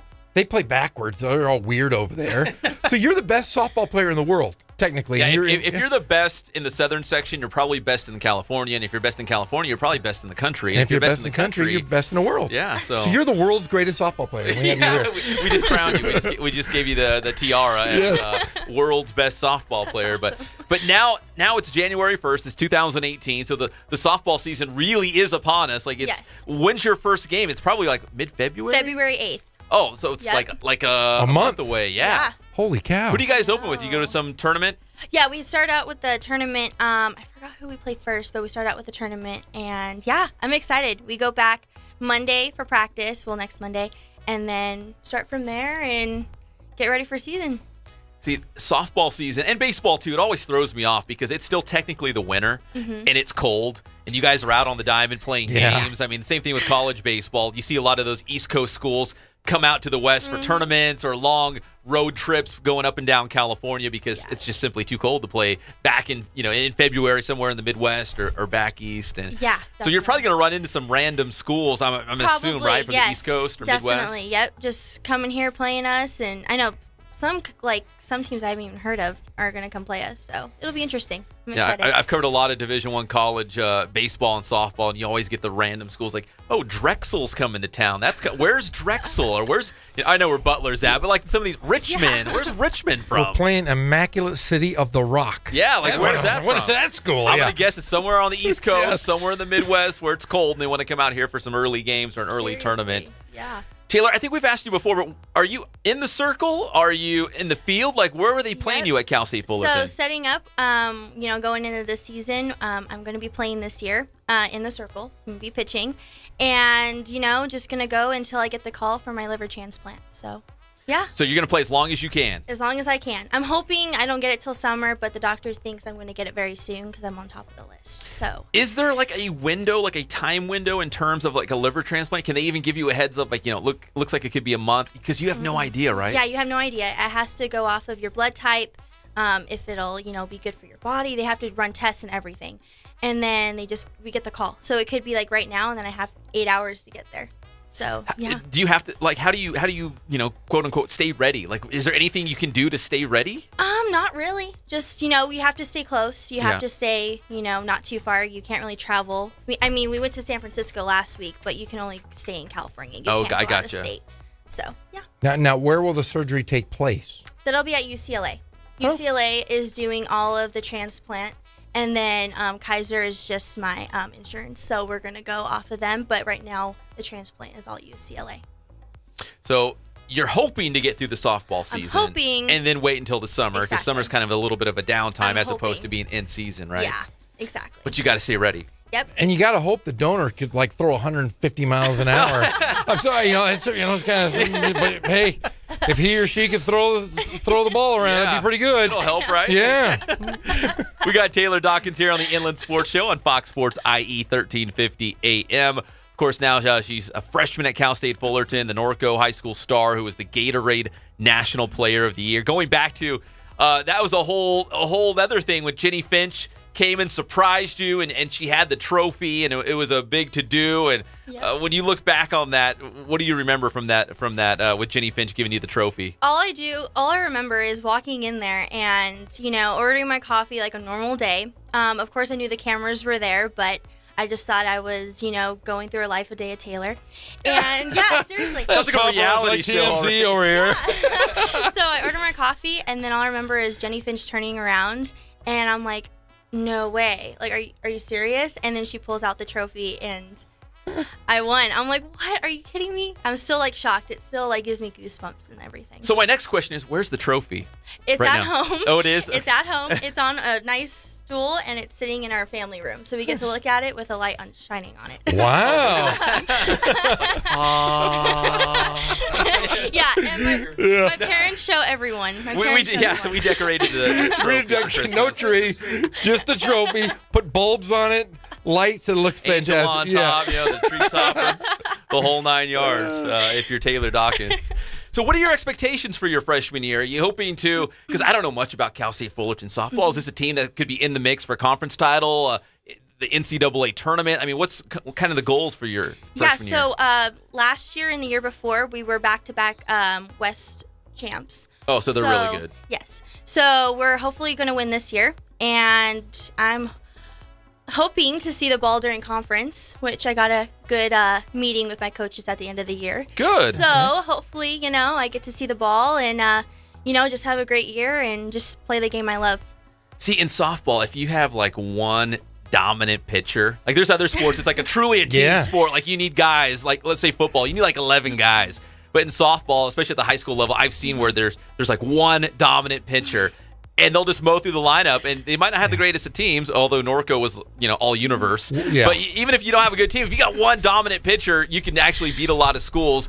Taylor was a stud, at the plate as well, but certainly in the circle. So at Fullerton, is there a lot of good pitchers there? Is it hard to crack that starting staff? And how many starting pitchers are there? So there's actually 7 pitchers on our roster. There's 7 pitchers. One was a starter last year, so I'm looking to be a 1 or a 2 this year. So just going to keep doing my thing, keep working hard, and, hopefully be that one. You know how you fix that? You get everybody in a room, all 7 of those pitchers, and then you fight it out. You fight it out, and then you just win, and then you say, okay, I'm the only pitcher. You just fight it out. Last one standing. Let's do it. That's how you do it. So could you hit as well? Could they play you in the field as well if they need you? Yes. They're going to hit me. I'm definitely going to be in the lineup, and hopefully if I don't pitch, then hopefully first base or outfield. Nice. Yeah. So just anywhere on the field, you just want to play. Anywhere, I just want to play. Yep, exactly. Yeah, we saw you play in the All-American game at UC Irvine earlier this year. Yes. And were you last year, Jeff? Yeah. It was last year now. Sorry, it seems like yesterday. It was just 2017. Yeah, it just seems like. Now, what was that experience like playing in that All-American game? I watched it. I was like, it was really inspiring. Everybody was really into it for you. Was that fun? Oh my gosh, it was incredible. Both teams had such amazing talent, and working with the girls that I have heard about, known about my whole entire career, it was really awesome getting to know them and, what their flaws are like. So getting ready for college was really cool. And, just being able to be on the field with all of them was definitely something I'll cherish forever. So it was really exciting. And playing on a Big West campus. So she already knows how to, she'll know how to pitch and hit from there right there because she's experienced. What's been the biggest transition to college? I don't know if it's are you in the dorms? Yes. Living in the dorms. Yeah. I don't know if it's college food, college classes. Yeah, definitely school's definitely difficult, but I'm hanging in there and getting by, and but probably waking up early and having to be on your own to get to places on your own time. It's all up to you now. So, that's kind of difficult. Being on your own probably is the biggest thing. But yeah, living in the dorm is actually pretty fun. It's far enough but close enough away. So. Nice. Yeah. I remember my parents I went to Humboldt State, and my parents dropped me off. And I remember sitting in my dorm room after they all left. My parents came, they helped me get everything set up, and they left. And I'm like, what do I do? And I'm like, there's no one to tell me what to do. Well, what am I eating tonight? Well, when should I do laundry? Should I do laundry tomorrow? Should I do it once a week? It was oh my gosh, reality set in. But yeah, same thing. But you're not too far from mom and dad out here. Not at all. No, they come by sometimes. We go to dinner or whatever. So. Do they do your laundry? I come home and do my own laundry. I'm glad. I'm glad you said you do your own laundry. That's key. I do my own laundry. I come home every weekend. I don't know. Hold on. She helps me sometimes. Breaking news. We may have a discrepancy in this fake news going on in the studio right now. She helps me sometimes. Oh, your mom helps you? Okay. Well, I'm sure Taylor does help with the laundry, but her mom sounds like is a part of it as well. Yeah. Now, do you show up to class in slippers and stuff, and you're just no, I actually get ready for class. Yeah. Well, you're better than most because I remember Jeff over here. I was in my slippers, but see, all I cared about when I lived in the dorms was 3 square meals a day, and I never missed a meal, as you can see. You did okay, Jeff. I did, yeah. It was great. Oh, that's great, though. You got to be having fun living in the dorms. Have you met a lot of new people? Yes, I met the whole baseball team. I'm really good friends with. Which that's a really great baseball program as well. Yes, they are very good. Yes, and the whole softball team is amazing. I absolutely love them. Is that your roommates? Are they softball players? So yes, so I have 5 roommates, and they're all softball players except for one. She's just a regular student, but she is amazing. And yeah, I'm meeting tons of great people. Basketball team, volleyball team, all kinds of stuff. Cool. Yeah. Well, Jeff's going to be there on Wednesday. I was trying to pull some strings. I don't get to go. Yeah, but Jeff will be there on Wednesday to see the basketball team, who's actually pretty good. Khalil Ahmad, who's the Centennial guy. I know that's kind of your rival over there at Centennial, but Khalil Ahmad's a big-time basketball player at Cal State Fullerton right now. And then our buddy John Smith is the associate head coach over there for the men's basketball team. And I'm probably going to wear a Cal State Fullerton shirt underneath my suit. You are? I probably will, because he's going to give me one. We're not telling anybody. I'll wear a UCR one over it. You have all your bases covered, right? Yes. And see, my wife's a Fullerton grad, so I could show a little love and say it was my wife's school. Does she have any Taylor Fullerton school. gear? She does have Fullerton gear. Oh, she does? Yeah. So they're the Titans, right? Yeah. What's the mascot? It's an elephant? Yes. Tuffy, yeah. It's an elephant, my friend, and there's a reason for him being an elephant. But Why? It's a long story. I think it is. Yeah, because I think Do you know the story, Taylor? You know. Okay, I believe from what my wife said, but your wife's pretty smart. This is pillow talk, so who knows? She might have just been messing with me. Is that there was a circus came in the 70s. And one of the elephants got free and was running amok on campus. And so there was a big student uproar to call themselves the Titans, and they took that mascot as the elephant from visiting. Is that true? That's what she told me. We'll have to look it up during the break, but I think that's correct. We can call her and find out. She does know. But, of course, I think that's what she said. See, now, Taylor, you can go back to your roommates and be like, hey, you know why we're called the Titans? Why the elephant? Yeah, I'm telling you, I think that's why. I am going to Google that in the you break. need to. I'm telling you. This brain right here, it's a vault. Sometimes things stick in. Sometimes I get mixtures of other stories, but this one I think is correct. You're like, I'm sorry. That was the Oakland A's mascot. Right, I'm sorry. right. It was close. They also have an elephant. Taylor, it's so good to see you. Thank you. Happy New Year's. Thank you. Keep us updated on the liver transplant. Definitely. And my birthday is Thursday as well, too. Oh, we'll have to give her a shout out. But you were our favorite story of the year, and we had a lot here in the Inland Empire, but really none really touched us as much as the story that you've given us. You're a great softball player and a better ambassador for just the world in general and the Inland Empire, so we really, really appreciate you. Thank you. I really Yes, appreciate proud to that. call you one of our own here in the thank IE, you. so we appreciate it. I love you guys. Thanks. Well, Taylor, best of luck this season. Again, keep us up to date. If anything's Definitely. going on, we'd Yes. love to hear from you. And we're excited to have you go back to your roommates and share the elephant story. Hopefully it's right. I'm telling you. We're going to find We're gonna out. look it up. I'm telling We're you. going to put you to the test. I'm Jeff. telling you, I think I'm right. We're going to Google that. And I'm never usually right, but I think I am. Yeah, once in a while. Once in a while, boom, the thumb. The thumb is one for the thumb. Yeah. Coming up here on the Inland Sports Show, Hillcrest basketball head coach Jackson Woods here, along can with the say Key to his the Hill name. MVP. I'm going to try it one more time before he gets in here. Just practice. I'm just practicing out loud for everybody. Vic Ohia Obioha. You did not even come close. There's that no was right. way. I'm pretty sure that was right. sounds like a Hawaiian name, by the way. I'm telling you, you should be coming in here with a big Dole whip or something. Yeah. I think I'm pretty right. We're going to find out when we come back. It's the one and only Inland Sports Show on Fox Sports IE 1350 AM.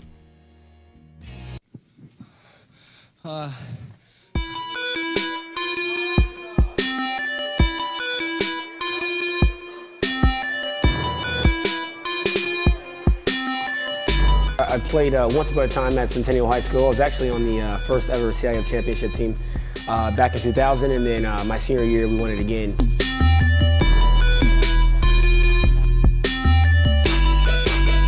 I'd say that's my passion because I've done it. I know exactly where these athletes are at. I know what their mindset is right now. I know how hard it is to, number one, find a performance coach who can take you to the next level.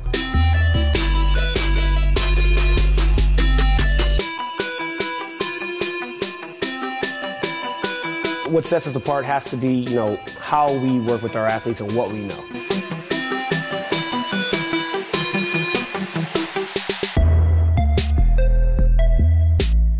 We can take an athlete and help them reach their athletic potential, help them, prevent injuries, help get them stronger.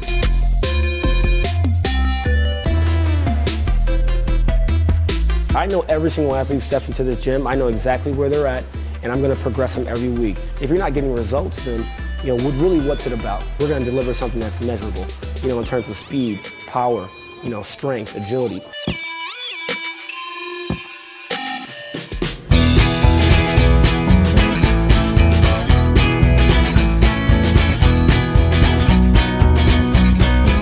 Thank God, first of all. I thank the great people that I've got around me that help support me, the people that work for me. As I started, if it wasn't for the people around me, we probably wouldn't be here right now, but I've got a great staff. I've got great people that do stuff for us outside the store, and we've been very, very fortunate.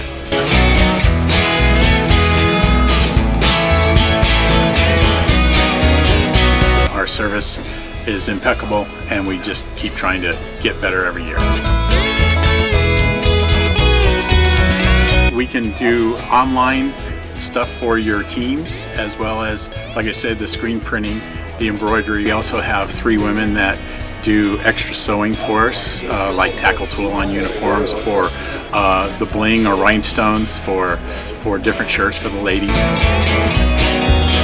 That's why we have certain racks just for certain schools, and the fun about that is that it turns into other schools that may come in here that aren't as close, that we can do stuff for them as well. We've had very, very good customers throughout the years, and it's just been a blast.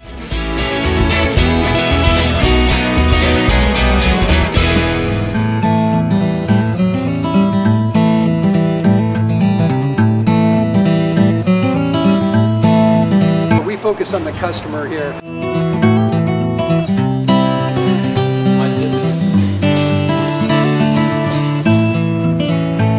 Believe it or not, that is the biggest thing for customers on an oil change. They just want the convenience of coming in, driving in, getting it done, and driving out.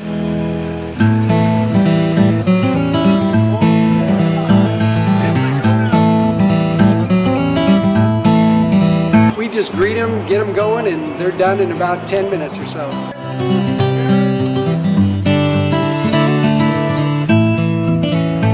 We don't push any sales on them. We do the oil change, and I think that's what sets us apart is our customer service. Vacuumed and cleaned your windshield for you as well. Everything's looking pretty good. You come into us one time, believe me, we'll spoil you and you'll be ready to come back the next time.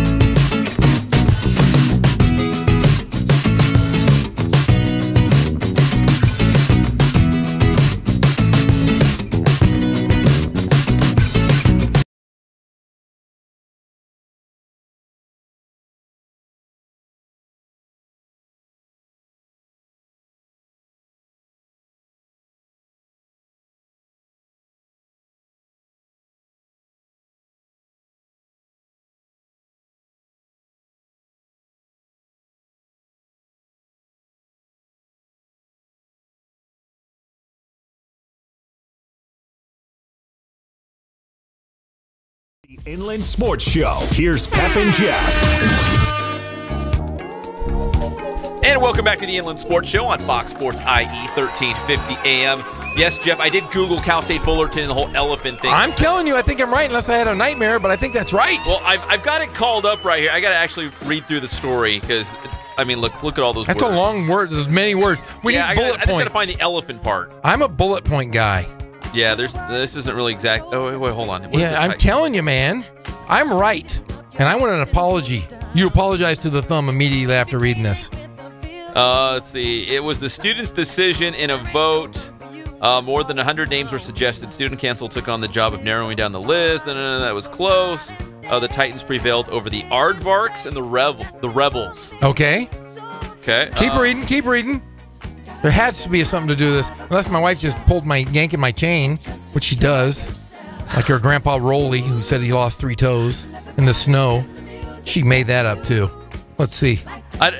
This is a very long story because I'm going to have to read this. Okay, let's get Mrs. Gorham to call in. Because they once they chose the Titans as the nickname over the Aardvarks, the Rebels, it says the Titans, that was the nickname, but there was confusion as what it represented. And then it just goes on. I'm going to have to read this. We'll get her to call it because if she's going to fib, we're going to get her to fib on the air. Oh, man. Put her on the spot.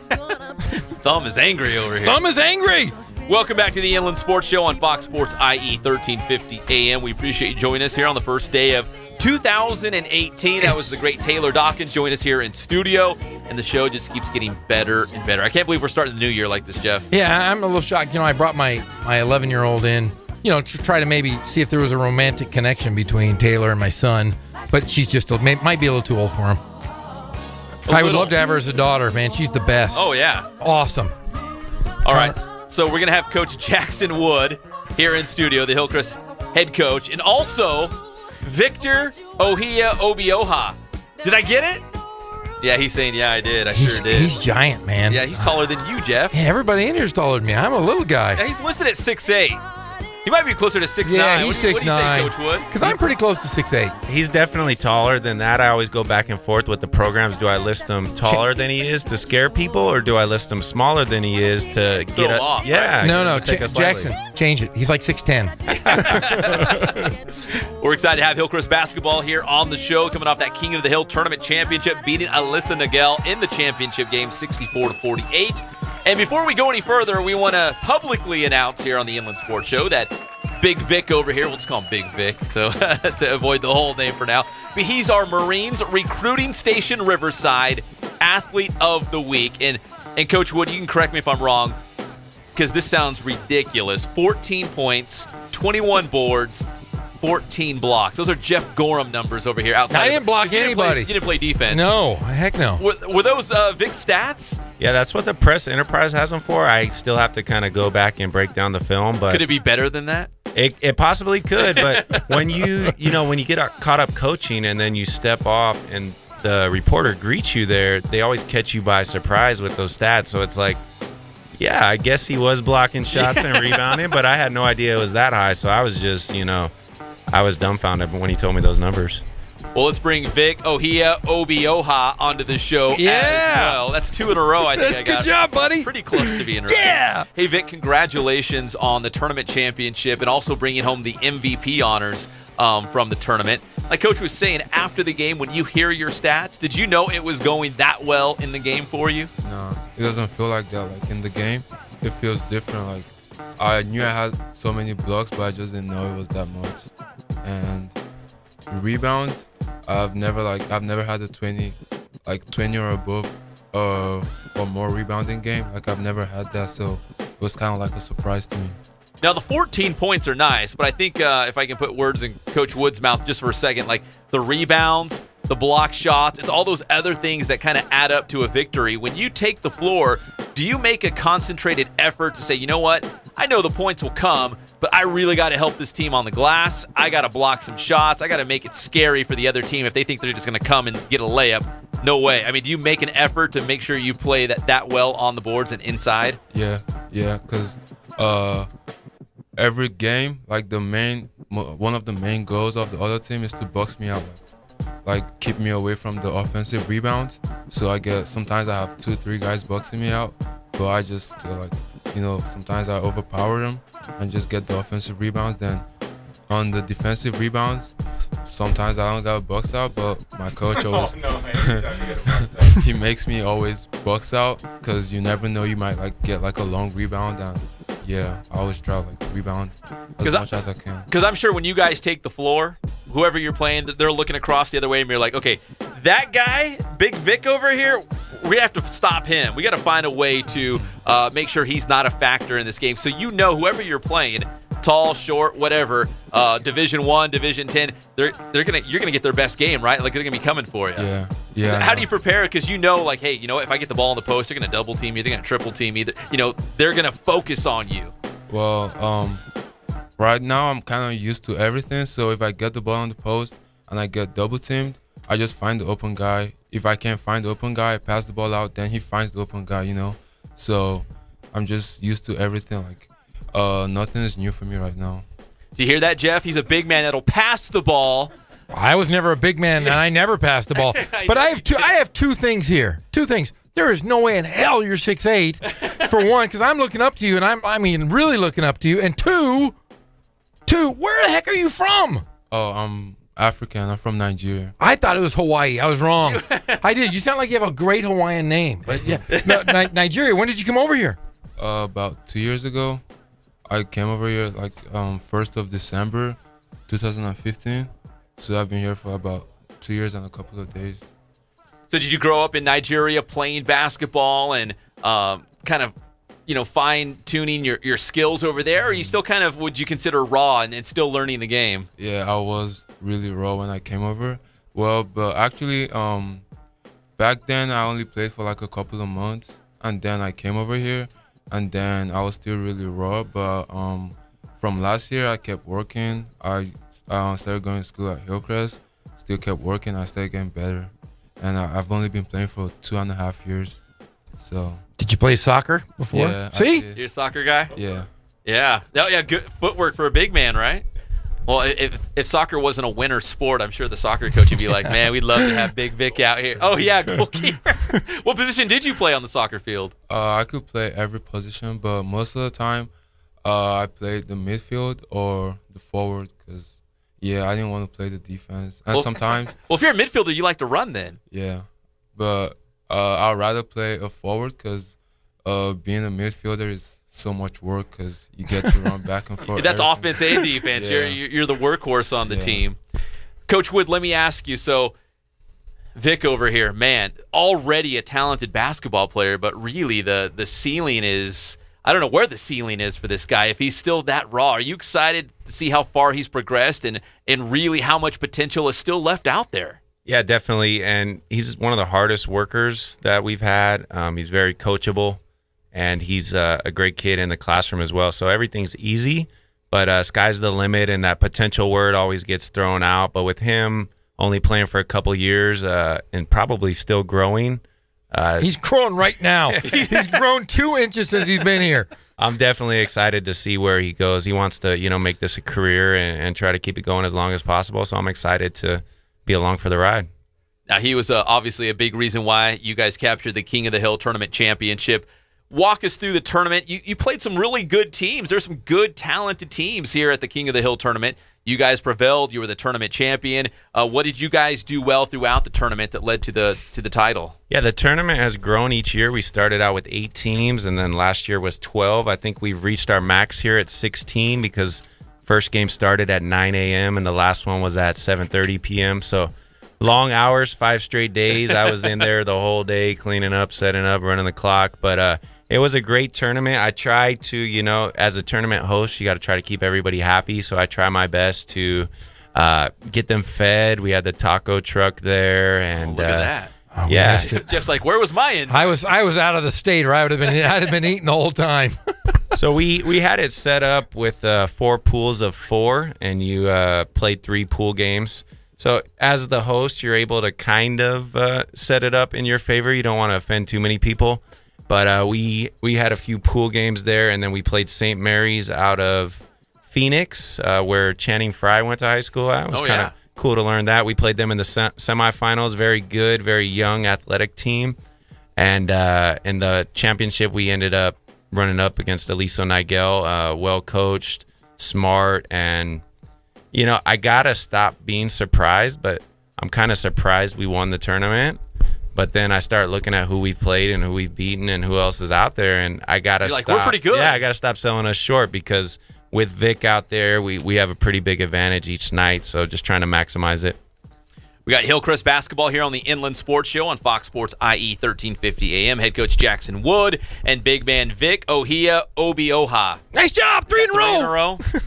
I might have to stop looking down at the paper now. I might be able to just say it off the top of my head. Now, obviously, you're new to the game, but I'm sure a lot of people are starting to take notice. Any schools that have contacted you? Oh, yeah. I've had a couple of schools looking at me, a couple of D1, a couple of D2. D1, I have San Diego State, I have New Mexico State, Santa Clara, and there's so many of them. And D2, I have Cal Poly Pomona, who actually was at, I think, one of the games at our last tournament, and he liked the way I played, and yeah, he said he's gonna keep looking out for me, watching me play the rest of the season, and yeah. That's kind of the American dream, right? You come over here, you're playing a game that you're still relatively new to, but you're obviously progressing and getting better very quickly. And now you have a chance to get an education by playing this sport. I mean, when you moved over here, Vic, I mean, is this kind of how you pictured it? Like, hey, you know what? I'm going to pick up a new sport and maybe get a free education out of this. Yeah, I mean, I've always been tall. Like, all my life, I've always been tall. And there was this guy that met my mom, and he saw me and he saw how tall I was. And then he gave my mom the idea that I could, like, use my height, play basketball, and, you know, make something out of it. So that was the whole idea. So my mom decided to give me a chance to come out here and play, and yeah, so. I mean, because in Nigeria, they've had some decent basketball teams. I watch them at the international level, but soccer is still, what, the dominant sport over there? Yeah, that's the number one. I played soccer all my life. I played soccer for like 16 years before I switched to basketball. Do you miss it? Do you watch it on TV? Do you? Yeah, I still watch it. Like I used to follow soccer every single day, so I still know like all the players, all the teams. I still like it. It's still like it still feels like I've always, you know, like known it. Like I just can't get rid. I can't forget.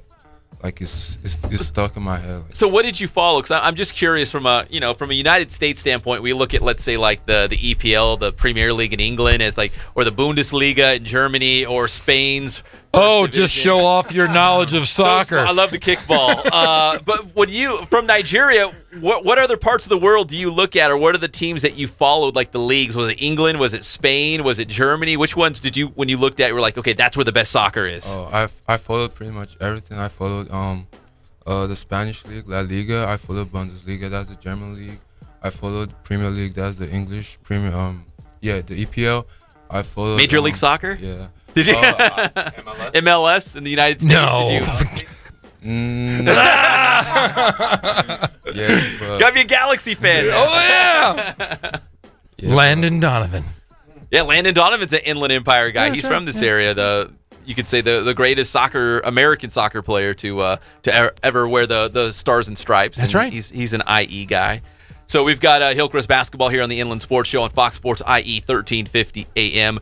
Coach Wood, we've been talking River Valley League basketball on and off from last week or so. We had Justin Norman on the show. He calls from the Damian Holiday Classic. That loser. He's going to lose this year.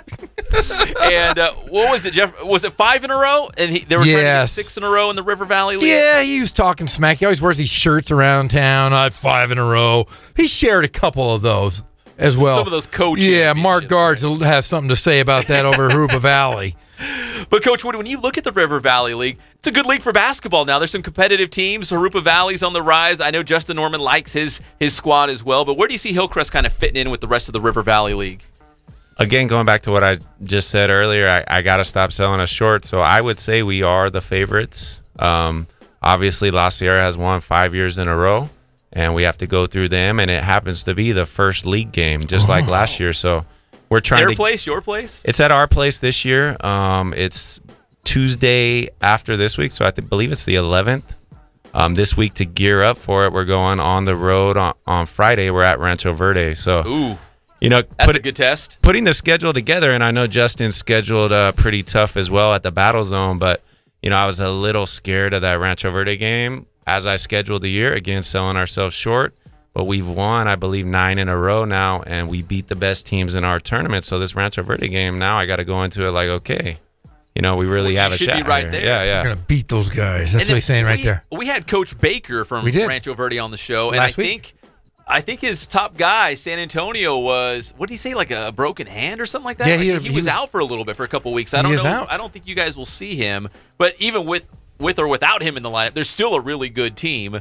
So that's going to be a really good test for you guys on Friday. Is that your final non-league before you get to River Valley? That is, and then we also have a Saturday game in the middle of the league. We're going out to Palm Springs, a little desert showcase, desert teams versus Orange County or IE teams. So we're trying to schedule to set us up for the long run this year. Last year, I think it kind of caught us by surprise, but we're practicing, here at Alvord or in Alvord. We get the week off in February, and these guys, I don't think they understand how long a basketball season could go. If we keep winning, we keep practicing. And last year, it caught us by surprise, so this year we're trying to prepare for the long run. You pace yourself? You know what I mean? Like you said, today's kind of an off day, right? No practice. Yeah, give them a couple days off, and then we'll probably start taking some Saturdays off. But we're lifting weights. We've been in there with Brandon, and Vic's put on a lot of weight, which has helped us out. All he has to do is just hang out with Brandon. He's going to gain weight. It's just, because I know he's like Batdorf. They just sit and eat cheeseburgers probably all the time. Through osmosis, he should gain weight. I've seen his little mini fridge he has there in his office. It's usually stocked. He's got pastrami just hanging out of his pockets. Last time we had Brandon in studio, remember it was his birthday, we brought him a cake. That's right. He might have ate it all by himself. I don't know. What are you talking about? He took 2 fingers and just shoved it down his throat. He's a good dude. So maybe your best advice to Vic going forward is, obviously he's a great player, but to play at the next level, add some size, some good weight. Definitely. That's what the coaches are telling us, and then I'm sure he thinks he's doing a great job, but there are areas where he can improve, and he has to play hard all the time. That's what I've been big on. So he's been out there with CBU, had a little workout, and I was hoping that would be an eye-opening experience. Santa Clara came to one of our practices, and he's got to go hard all the time, and he's definitely capable of it. He's starting to show it in glimpses there with triple-doubles, with blocks that Jeff and I could never imagine. No. Some of the stuff he does is just incredible. He didn't guard anybody either. He was like me. He just shot the ball. Score. Yeah, just shoot the ball. That's his defense. Because when you put up stats like that, you just know, like, let's say going to the Rancho Verde game, Coach Baker's going to be like, okay, let's stop this guy and then see what else they got. Make everyone else beat you. Yeah, and I was talking to Brandon Baker over the summer, and I scheduled them to prepare us for La Sierra, and he scheduled us to go against a big guy who they don't really see out here until they make their long CIF title runs. They need to prepare to play against somebody like him. So it works both ways for you guys and for them. Well, again, congratulations to Vic. He is our Marines Recruiting Station Riverside Athlete of the Week. The stat line was crazy. 14 points, 21 boards, 14 blocks in that championship game against Alyssa Nogel, the King of the Hill tournament champions, to win it on their home floor. Also, we got to say something here. Last year, which was, it seems like just yesterday, Jackson Wood had a pretty good year. Let's hear about this year of yours. Well, that definitely highlight of my year was April 1st, April Fool's Day. No joke, I actually got married.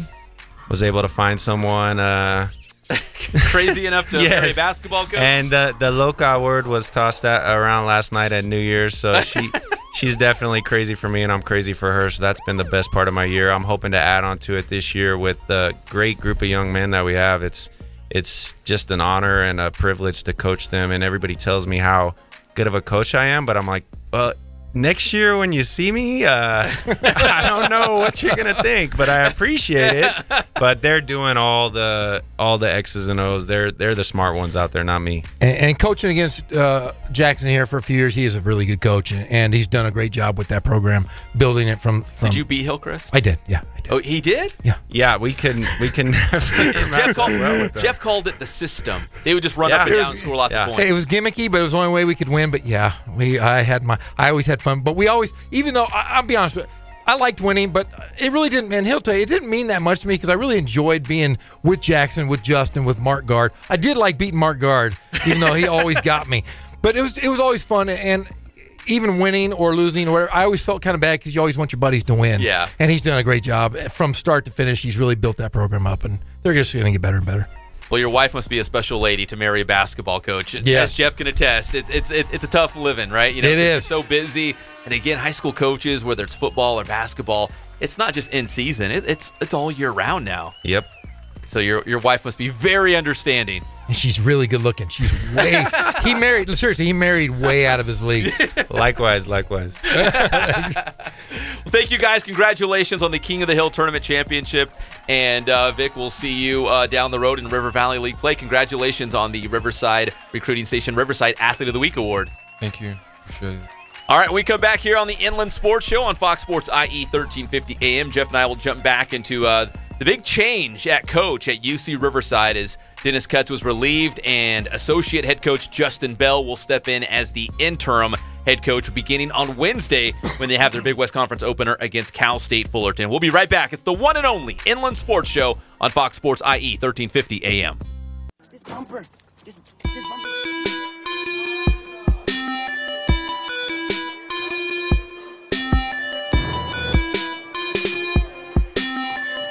I played once upon a time at Centennial High School. I was actually on the first ever CIF championship team back in 2000, and then my senior year we won it again.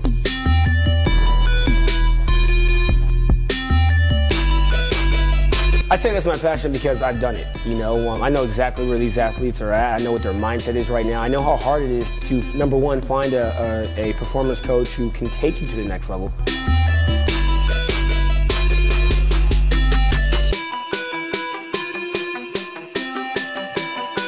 What sets us apart has to be, you know, how we work with our athletes and what we know.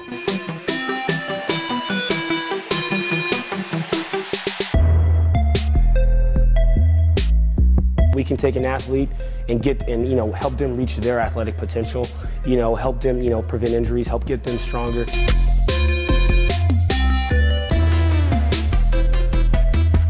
I know every single athlete who steps into this gym. I know exactly where they're at, and I'm going to progress them every week. If you're not getting results, then, you know, really what's it about? We're going to deliver something that's measurable, you know, in terms of speed, power, you know, strength, agility.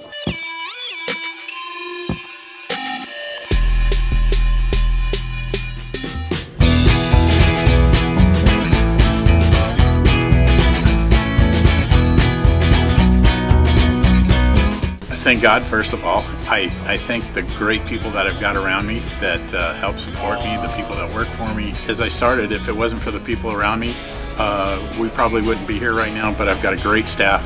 I've got great people that do stuff for us outside the store, and we've been very, very fortunate.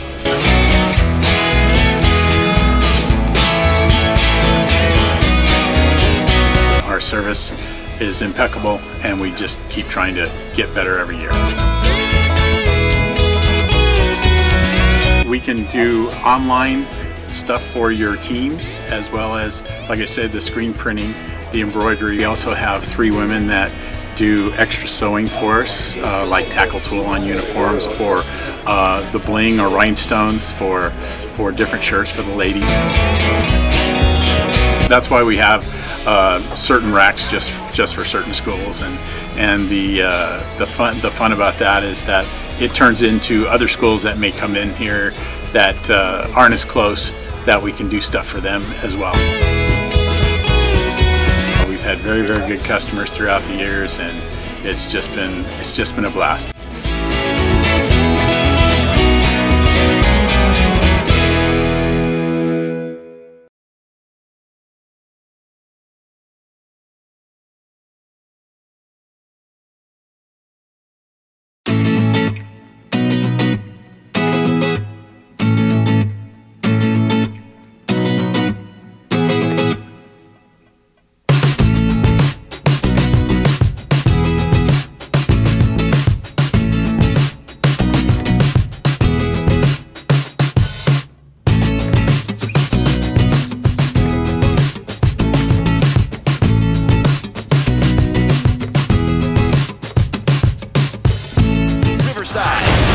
Brennan, I can't even make eye contact with you right now.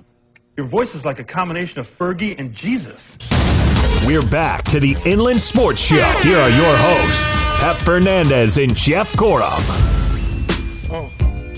Welcome back to the Inland Sports Show on Fox Sports IE 1350 AM. Vic Ohia Obioha. One more time for the people out there. There is no way in heck he is 6'8". No, he's taller. Because than I'm that, right? I'm a legit 6'8", and I know Jackson's probably a legit. He's about 2.5 inches taller than both of us. He's a big man. Yes. And he's got some serious game, and still relatively new to the sport of basketball. So the ceiling is sky high right now. And we were talking about, he's getting recruited by some guys, and the thing is, he's new to the sport. They can redshirt him, and he's just going to get better and better and better and bigger and taller and stronger and faster. I'll have to tell your boy Justin Bell to maybe come take a peek. They need to go look at Hillcrest that. Yeah, the UC Riverside needs to definitely take a look at that big man. I can't say his name, but he's fantastic. Welcome back to the Inland Sports Show on Fox Sports IE 1350 AM. We're proudly brought to you by Spoiled, quick quality oil change, Ken Sporting Goods, Boost Performance Training, and Catalano Motors in Corona. Jeff, let's go live to Pasadena, the granddaddy of them all, the Rose Bowl, Georgia and Oklahoma. Georgia ball, 13:57 left in the fourth, up 38-31 over Baker Mayfield. I'm surprised. Yeah, exactly. What? Yeah, 38-31, Georgia Bulldogs. So Georgia leading Oklahoma, and we're coming down the home stretch here at the Rose Bowl. The winner will move on to the national championship game. Of course, the other, I guess you'd call it the national semifinal for the college football playoffs is the Sugar Bowl. Alabama and Clemson. Here comes Alabama. And that will be the winner of that one will also move on to the championship game. Yeah, I'm picking Alabama. I'm going Bama. I'm kind of leaning that way too, and I'm not really sure why, because Clemson did beat them in the national championship game last year, although they've met the last two seasons for the national title. Yeah, but I think I'm still going to go with Oklahoma. Oklahoma, Bama. Oklahoma wins it all. I'm calling my shot. You're calling my shot. Sooners comeback. Yes, at the granddaddy. At the granddaddy of them all. Oh, here come the Sooners in the granddaddy. Yes, and then you're going with Alabama in the Sugar Bowl. So you see an Alabama Oklahoma. Final. I see Baker Mayfield leading them to victory, and then getting about a fourth round draft. Do you see a little bit of Baker Mayfield in you? Because remember, you were so sick, and then you battled and you did the show. I did. I thought you were talking about when I was a player, and I'm like, man, I don't think I ever was drunk in public and fighting people or anything. So yeah. No, the fact that he basically missed all of the, I guess you call them the festivities around the Rose Bowl and the media appearances. The better part of the week, he was out sick. Yeah, and I honestly, I think part of that might be that they probably wanted to rest him, because that is a lot of walking around Disneyland, kissing babies and yada, yada, yada, eating all those prime rib. I want to know how much prime rib, if he even got any of that, because that's the greatest part of the whole Rose Bowl. Lowry's, right? Lowry's, the big beef bowl. Yeah, the beef bowl. Who can eat the most meat? Yeah, I didn't read it. I didn't get my stats this year. Normally I like to read it. It was like 9,000 pounds eaten by the offensive line. Oh, Oklahoma. I wonder how much gravy they drank. We will talk about it's disgusting. We will talk more about the coaching switch at UC Riverside. But speaking of college stuff, we're talking about Cal State Fullerton, and they are the Titans, and their mascot is the elephant. As we found out from yourself and Taylor Dockins, who's the star pitcher over there. I'm reading from FullertonTitans.com, so I think that's pretty much as close to the source as it can get, right? Okay, yes. Here's what I've uncovered, and I'm trying to just give you bullet points on this, because there's a lot of words. I'm not real big on reading here. But Cal State Fullerton had what they called the first intercollegiate elephant race. There, I knew it was something on elephants on the in campus. Human history. It began as kind of like a practical joke, but it actually attracted elephants from universities all over the nation, and even one from Oxford, from England. I'm telling you, man. From across the pond. 10,000 people showed up to watch this, and they dubbed the track, like the racetrack, wherever they race the elephants, as Dumbo Downs. Nice. So, and this was in 1962. So to publicize the big race at Dumbo Downs, they had a circus-like elephant called Tuffy the Titan, and he was used. And they put it on sweaters and, and notebooks and stuff like that around campus. And because they had no other real mascot, because they were the Titans, the elephant was unofficially adopted, at that moment. I'm telling you, I was close, wasn't I? Yeah. I knew it was something. She probably told me, but I listen to half of whatever my wife says, and then I don't listen to the other half. So I might have made up that other part. So, yeah, I was going to have her call in and tell us her version of it. But no, yeah, I'm telling you, elephants on the loose in Cal State Fullerton. Yeah, you're right. I mean, I was reading more of the history behind it. So how do you stop an elephant? How do you stop it? You don't stop an elephant. You don't get out of the way, right? Yes, you just run. And then you give it peanuts, and you say, hello, Mr. Elephant, can you please slow down for me? And then that usually works. Is that what works? Or so last time you got chased by an elephant, that worked for you? Yeah, I just held out a couple peanuts. And, hello, Mr. Elephant. Either that or a good, solid beating. That's always in the circus world, just a good, solid beating. That's why there's no more circuses. Yeah, circuses are not as prevalent. Do you call them, if there's multiple circuses, is it circi or circuses? Circuses. Circus. I think it might be circi. Circi. Another Google alert. Google alert. Oh, I just texted her. I said, tell us the elephant story. She said about the races. So she did know. Oh, yeah. Dumbo Look at that. Downs. Yeah. Yeah, you can hit your wife back on text her and say, do you know about Dumbo Downs? Well, you know, like you can share some knowledge. I am going to share. Can I share one? I don't know if we have time, but can I share? We got a couple. Okay, minutes. I got to share you the story about our personal life. Okay. Uh-oh. There's you have the dump button, Greg? There is a cabin up in the mountains that the Stanley Smedbergs own, and so who's that? That's my wife's maiden name was Stanley Smedberg. Oh, okay. Smedberg, actually. So she told us the story that her grandfather Rolly was Rolly Smedberg. You're making no, I'm not. So Rolly Smedberg's up in the Smedberg cabin. And he was and Connor's sitting here next to me. It's true. She told us this. She said, you know, he lost. Grandpa Rolly lost 2 toes sitting on the front porch, and he fell asleep in the snow and had frostbite. So we're like, oh, that's a horrible story. So this is what she told me when I first met her. So then let's fast forward to this year. Old Grandpa Rolly. Let me just fast forward to this year to her aunt passed away. Sad story. Loved her aunt. Blah, blah, blah. We won't get into sad stuff. So we're spreading the ashes up in Grandpa Rolly's cabin. This was a couple months ago. And so her son, Carla's cousin, I'm walking with him. We're just had an emotional time. We spread the ashes. I'm like darn near crying. And I'm walking down he just buries his mom. And Carla's behind me. And I lean over to him. I go, hey, Steven, you know, I just want to say I love your mother. She was wonderful. And you know, it's really nice that we're up here at the Rolly Smedberg cabin. And I said, you know, it's really weird. There's a lot of stories up here about your grandfather losing his toes in the snow. And he's like really upset visibly. And he looks over at me and goes, what? My wife made up the Grandpa Rolly story. Why? Because it was just funny. So she literally, I look back at her and I look at her and she's like, you know, gives me oh my God! I just made this one up. So Grandpa Rolly did not lose his toes. She was just trying to be funny when we're up there. I think we might have had a few cocktails. And you believed that for years. Yes, we all did. Connor, just say this. Just say, did you believe it? Yes or no? Yes. Okay. So the Grandpa Rolly story, Rolly Smedberg, was false. So when she tells you stories that the Titan is an elephant, you gotta second guess everything now. You gotta second guess. Everything she says, you have to second guess. So yeah, the Grandpa Rolly story was kind of goofy, right? Yes. Uh-oh, there's no, we're done. Is there another layer to this I don't know. story? I hope not. We're done talking right now. No, we're done. No, we're done.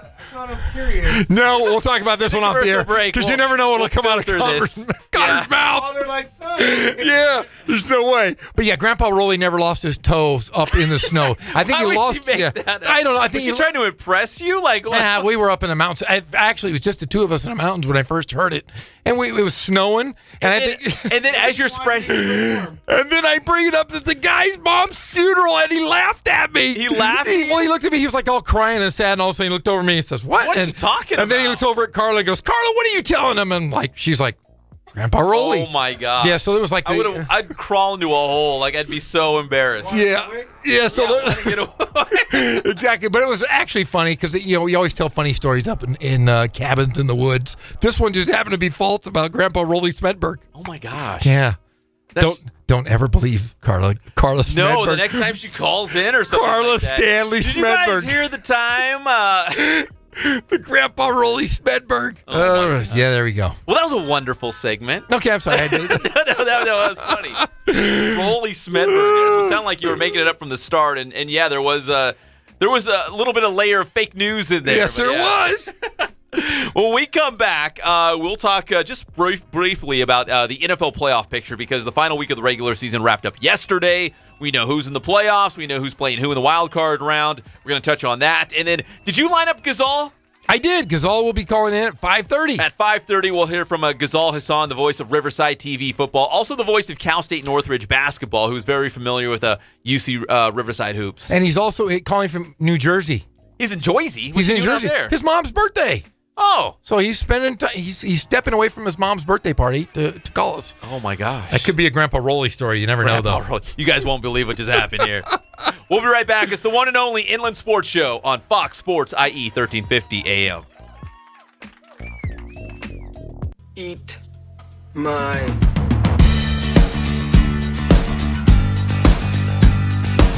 We're small, family-owned, strive for quality pre-owned vehicles. We're not a volume dealer, and we take every deal as personal to us.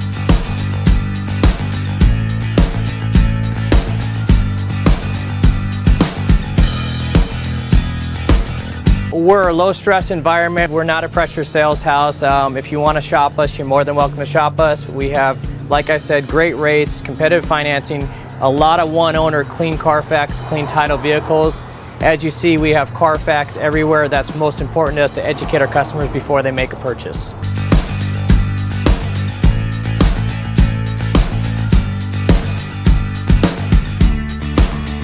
We're right off of Ontario, right off a couple exits off the 15 freeway, off Cajelco, off El Cerrito, and we're right on the main drag going into Dos Logos and the Crossings.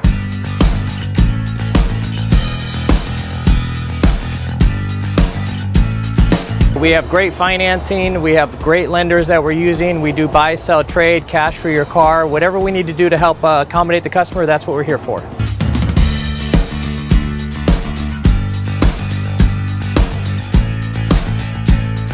We have a little bit of everything. We start at about $69.95 and go all the way up to $100,000. We have Escalades, we have commuters, we have pickup trucks, we have Jeeps, sport utilities, and if we don't have it, our specialty is finding you exactly what you're looking for.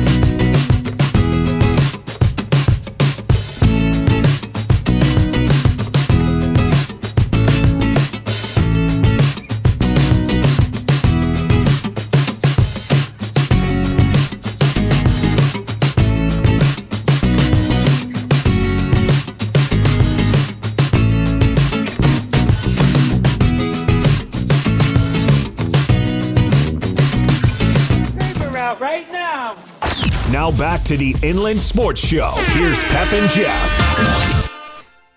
Welcome Welcome back to the Inland Sports Show on Fox Sports IE 1350 AM. Live from the granddaddy of them all, the Rose Bowl in Pasadena. Georgia with 21 unanswered in the second half, Jeff. So Georgia's still leading Oklahoma 38-31 with 10:50 to go. But it's Oklahoma ball, and Baker Mayfield and his drunkenness is going to take this to victory. He's going to try not to punch anyone or get arrested on the way over the goal line. Listen, he's getting a bad rap because people compare him to Johnny Manziel. And listen, is he a little rough around the edges? But you know what? That's what quarterbacks kind of are. They're a little rough around the edges. Yeah. He's not Johnny Manziel, though. Come on. Nobody's Johnny Manziel, for gosh sakes. Johnny Manziel's not even Johnny Manziel. Johnny Manziel might end up in Canada, from what I hear. Johnny Manziel's going to end up 6 feet under if he's not careful. He can run. He can't run there. No. Man, get your stuff together, Johnny Manziel. Jeff Steinberg, the head coach at the Rancho Verde High School, is kind of our resident Canadian Football League expert because he's Canadian, eh? Hey, take off, eh? So if Johnny Manziel signs in the CFL somewhere, we will get Jeff Steinberg live on the show to break it down for us. Maybe Jeff Steinberg can go over and coach in the CFL. He can coach the Argonauts. The Argos. You know what? He hit me up. When was this? Because they just had the Grey Cup. You like that? I know their championship. It's the Grey Cup. I'm gonna look up my text with Steinberg. We text back and forth quite a bit. And the last time he hit me up, it had something with about the Toronto Argonauts. I'll have to go back through. We text. Oh, here it is. He wrote, "Your boy Ricky Ray just won another Grey Cup." And I said, with Toronto? And he's like, yes, sir, the Toronto Argonauts. The Argos. Have you ever watched? A lot of people don't watch Canadian football, but it's really interesting. It's fun. It's really entertaining. Fun. You got the wide field. You got the goalposts right there in the middle of the end zone. It's weird, wild, wacky stuff. My boy, Ricky Ray. I grew up with Ricky Ray. You did? Yeah. What do you mean you grew up with him? You're like personal buddies? Yeah, up in Northern California. So the deal is he was a quarterback. I think he went on to Sacramento State. And he was pretty good, and he got a tryout with the 49ers. Nothing ever stuck. And he was driving, what was the story? He was driving around Frito-Lay's truck, like delivering chips, like potato chips, right? I think like in Fresno. It was somewhere random. Because we grew up like in the Redding area, like way up there. But he was driving around delivering potato chips. Well, he got a tryout with the Edmonton Eskimos up there in British Columbia. In Edmonton? In Edmonton. And he not only did he get a job in the CFL, he led them to a bunch of Grey Cups. Like, that's their Super Bowl. And he became a national hero, and they called him Frito Ray. That's a true story. Because he was Google, like, so my boy Ricky Ray was a national icon in Canada, and they called him Frito Ray because he was delivering potato chips, and then he went up there, and now he's like a national hero. He's like the sweetheart of Canada. Frito Ray. He was throwing bags of chips across the grocery store, and somebody said, "Hey, look at that guy's arm. He threw those Funyuns pretty darn far." Seriously. Seriously. But I guess apparently now he's with the Toronto Argonauts. It's funny you brought up the Argos because Jeff Steinberg, going back to Steinberg, hit me up. He texted me and said, "Hey, your boy Ricky Ray just won another Grey Cup championship with the Toronto Argonauts." He's the Joe Montana of the... He is! Frito Ray. Google it.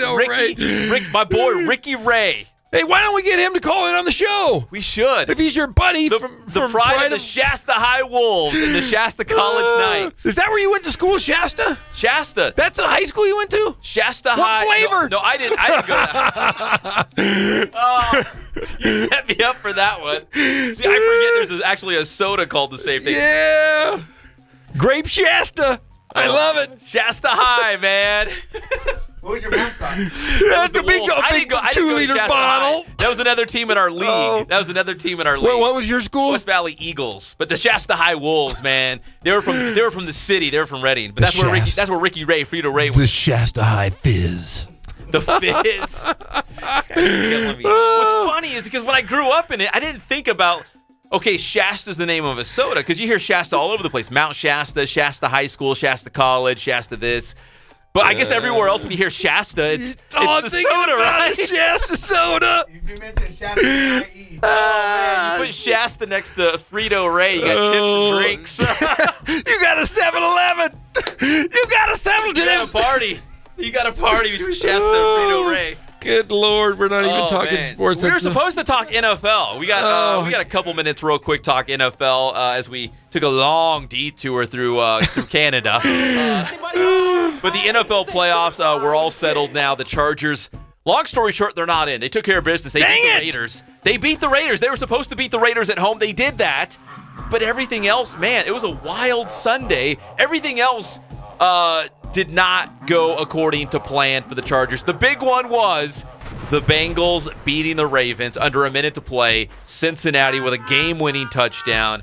Baltimore was supposed to win that game. They needed to win that game. In fact, the Ravens didn't make the playoffs either. They did not as well. It was a mess. Coaches getting fired all over the place. Oh, Black Monday. Maybe the big headliner obviously is Jack Del Rio. Yeah, is out, and John Gruden, it looks like, is going to go back to the Raiders. Chucky is going to come back?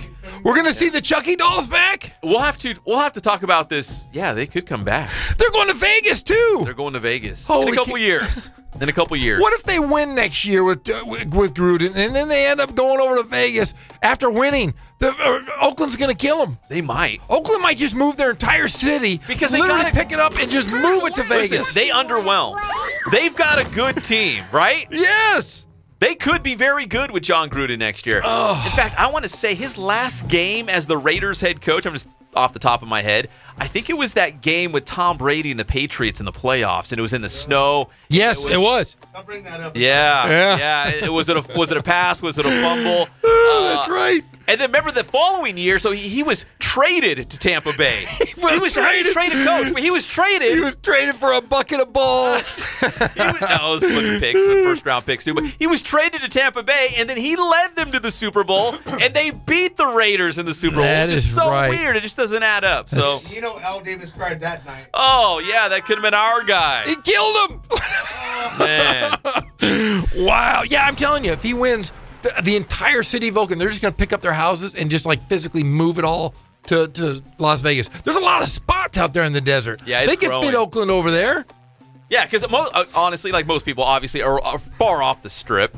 It's not like everyone's like down near downtown and all that stuff. It's like all the communities around Las Vegas is booming. No more snow, right? Yeah, no more snow. But see, think about it. There's so much, all that space when you drive to Vegas. You can fit Oakland in there. If you want. I don't know if they want Oakland. So the Raiders lost to the Chargers. So the Chargers won. That went according to plan. The Ravens lost, though, and that screwed everything up. So here's how the playoffs look in the NFL. We'll start in the NFC because for all you Rams fans out there, they're going to have their first game inside the Coliseum since 1979. They're going to host the Atlanta Falcons. That's a wild card game coming up on – that's a Saturday game, actually, in fact, too. 5:15 kickoff from the Coliseum. The other game in the NFC is going to be the Panthers at the Saints. That's going to be a fun one. Those are division rivals, and now they're meeting in the playoffs again. And the top two seeds who get a first-round bye, Eagles and Vikings. So we were talking about the Rams. If they were going to slip to number 3 or 4, they might see the Eagles in the next round, assuming they beat the Falcons. But no, it didn't work out that way. Again, it was a wacky final day in the NFL. So now, if the Rams beat Atlanta, which I think they will, yes, they would have to go to Minnesota, who the Vikings have already beaten the Rams 24-7 in Minnesota. So that's not good. And think about it. Minnesota has an opportunity to play 3 home games, including a Super Bowl. Yeah, a Super Bowl. But hey, the host team, the host city, never had their team play in the Super Bowl. No. So the odds are stacked. History says it won't happen.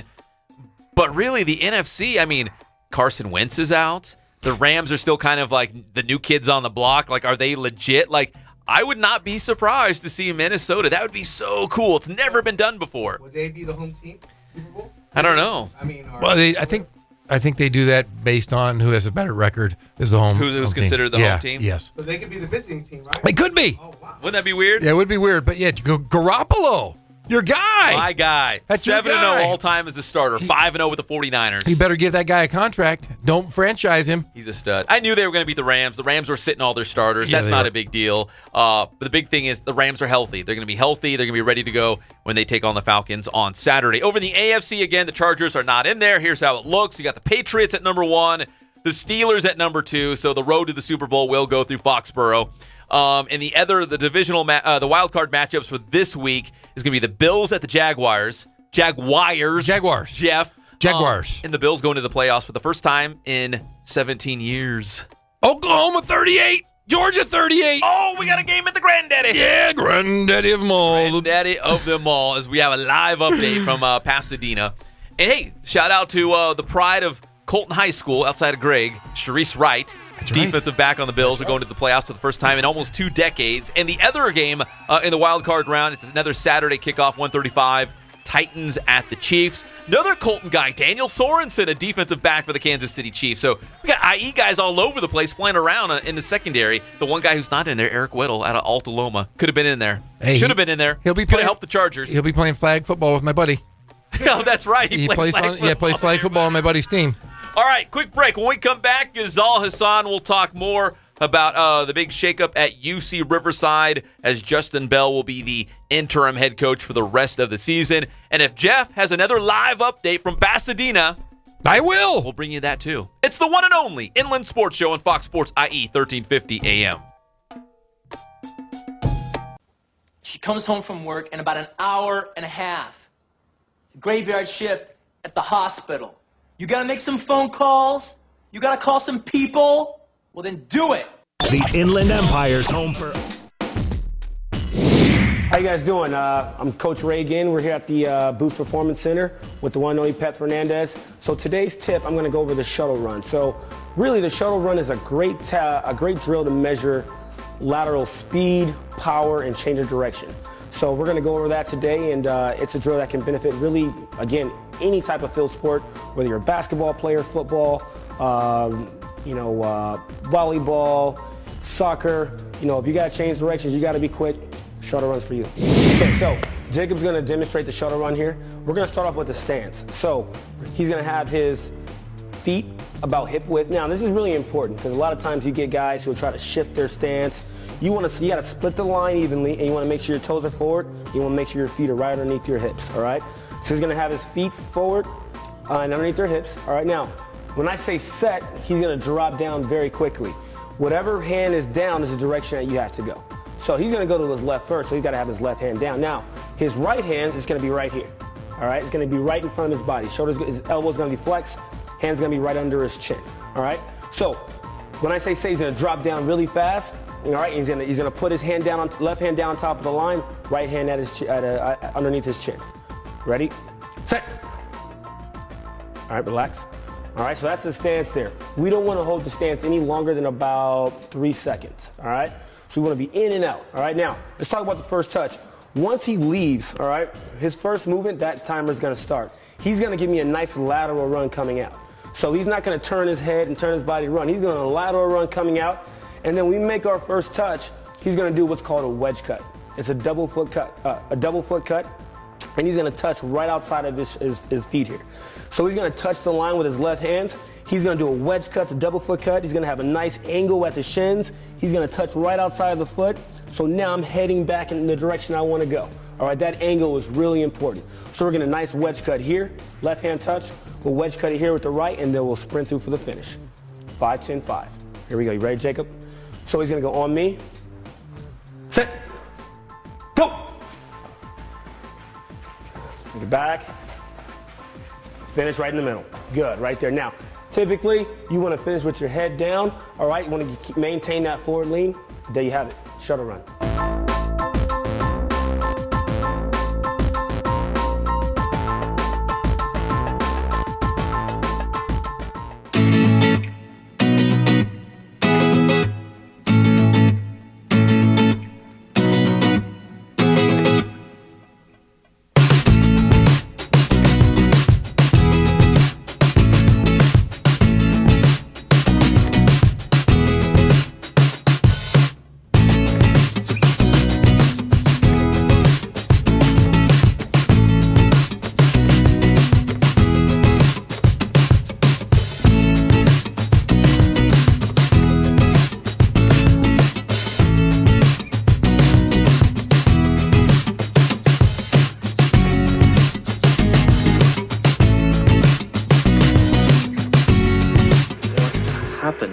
Stuff.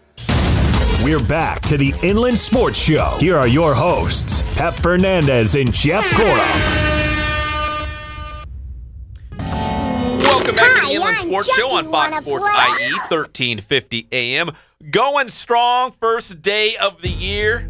Happy New Year's Day to everyone out there as we're talking college football and Of course, the big news coming out of UC Riverside as Dennis Cutts has been relieved as the head men's basketball coach, and Justin Bell, who's the associate head coach, will take over on an interim basis beginning Wednesday against Cal State Fullerton as they open up Big West Conference play. Join us live on the Spoiled Quick Quality Oil Change Celebrity Hotline. He's a dear friend of the show, and Jeff said he's calling live from New Jersey. Is that true, Gazal? Are you in New Jersey right now? No, I'm calling you from Brooklyn, New York. I'm at a steakhouse, my mom's birthday celebration. But I heard, I saw when you guys tweeted out the news. At first, I thought it was a joke, and then I saw that it was on the show's Twitter and not Gorham's Twitter. So I'm like, wow, what a way to ring in the new year. It's obviously, I think everybody probably who you've talked to is fairly surprised by this news. Yeah, we were kind of surprised as well because, again, at 5-9, it wasn't bad, but, and you saw some glimpses, some flashes of some good things from the Highlanders. And right before conference play, Jeff and I were just kind of questioning the timing of it. We're not the only ones. It just kind of seemed kind of weird right before conference play. But I guess from the UCR standpoint, they're trying to make a change to still try to salvage conference play because they, obviously it boils down to a couple games in March to make the NCAA tournament. You know that very well at Cal State Northridge. It boils down to a couple games at the end. I think I told this to you, Pep, and Jeff and I had this conversation. When they opened with the win against Cal, I told Jeff, I said, hey, if this team is 8-3 after 11 games, that's a springboard. If they're 5-6 after 11 games, it's a long time ago. And they're 5-9 after having won that opening game against Cal. November 10th seems like ages ago, obviously with what happened. It's interesting because I just want to start by saying that, obviously I dealt with Coach Cutts as an opposing broadcaster, although obviously I had worked for UCR, but he was always nothing but generous with me, and he even would come out to the baseball games. He was a baseball fan, so he would come out and watch the UCR baseball team, so I'd see him and his players around the Plex, and he was such a fixture at the school. It's a little shocking to see what happened. And obviously, as close as you guys are to the program, and I know a bunch of people obviously in that department, you never know what's going on behind the scenes. I would imagine this wasn't a quick decision that was made. This probably had been percolating for some time, and obviously the powers that be felt they needed to make this change right now. And I agree with you. The timing is pretty shocking. Yeah, it's hard from our standpoint because we really do like Coach Cutts, and we also really like Justin Bell. He's a former UCR guy. He's a very bright young mind in terms of coaching. So it's one of those bittersweet kind of things because Justin Bell, as a young coach, is waiting for his opportunity to be a head coach, and this is it. It's just not under those ideal circumstances where it's a guy like Dennis Cutts having to be relieved of his position because, again, we like Coach Cutts. So it's kind of a weird deal. Like, we want to celebrate Justin, but we also feel really bad because we've gotten to know Coach Cutts on a personal level. It's bittersweet, obviously. And Pep, you've been in the business long enough to know that good things don't always happen to good people. But at the same time, Justin Bell, I'm excited for Coach Bell now. I actually, because I covered the UCR women's team, I became real close. I'm friendly with his wife, Sarah Bell, who's formerly Sarah Bawani, who's an assistant coach on the women's team. But I'll say this. Here's my bottom line with Coach Cutts.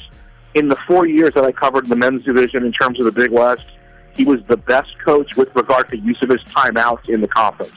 And that was consistent on a game-by-game basis. It seemed that whenever he called a timeout, the team would come out of the timeout and there would be a positive swing, some positive energy going. And I liked how he focused on team. He had the team really, guys played for each other. That was a big focus of how he, whatever you want to say about his X's and O's, offense, defense, those teams, as undermanned as they are, played for each other.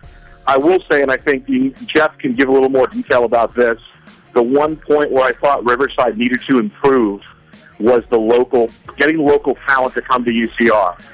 And as you know, Pep, there's some obstacles to that. But that said, I did think the last two recruiting classes, not just, Dikembe Martin, obviously John A. Kennedy, but some of the JC guys they were bringing in were local guys. So I have a feeling with Justin Bell that will continue, and I think that will continue to the betterment of the program. Yeah, I agree 100%. I mean, you got Brandon Rosser from JC, you got Dikembe Martin, John A. Kennedy, Dominic Pickett, all local guys that are really going to stick with the program. One thing you can say about Coach Cutts is a lot of his players stuck it out the entire 4 years. You have Alex Larson, who's a senior, who's bought into the program. Everybody really seems to like Coach Cutts. My biggest question as a former college coach and high school coach is the timing situation. It's not like football. In football, you can kind of get rid of guys 3/4 of the way through the season so it doesn't affect your recruiting class. This firing, I kind of question, because Riverside already has commitments from young guys to go to UCR next year. It's a funky situation that now they're going to, possibly they could lose those recruits, for one, and two, it just seems weird right before the conference with signature wins versus Valpo, Air Force, and Cal, and they just played some really good teams in the preseason. It's interesting. A couple of the people I talked to with regard to the recruiting stuff, that's the first question they asked me, Coach, is they said, what happened? I don't want to give any names. I don't want to get anybody in trouble, but what happens to this guy? What happens to that guy who committed but haven't signed? There are a couple of guys that are committed to UCR that haven't signed. What happens to those guys? That's an interesting question. And it could really affect them, vastly affect them, maybe 2 or 3 years because of the timing of this firing, where it could set them back possibly because of those recruits that they were talking to. And I wonder how much Coach Bell was involved with that as well. And so if he's involved, obviously, then the recruits know they're taken care of. But the trend as it is now is the guys want to play for the coach that brought them there, and then even if the guy's still on the staff, there are questions about, is my role going to change? Are they going to recruit somebody in over me? And now there's nobody really to answer those questions, unfortunately, because I think the press release said interim, right?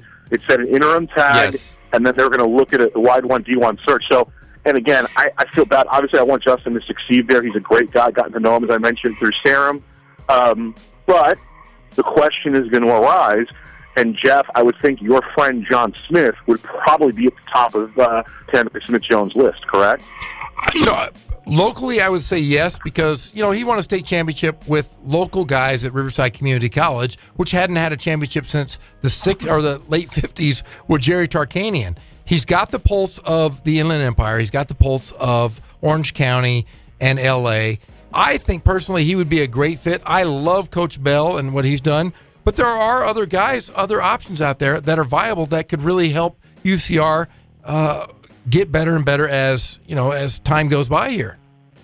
I mean, and the AD obviously has ties in the Southeast, so maybe there's somebody that she, and that's the whole other thing. And I don't know if you can get her on to ask her about it. Probably will be maybe in a couple of weeks.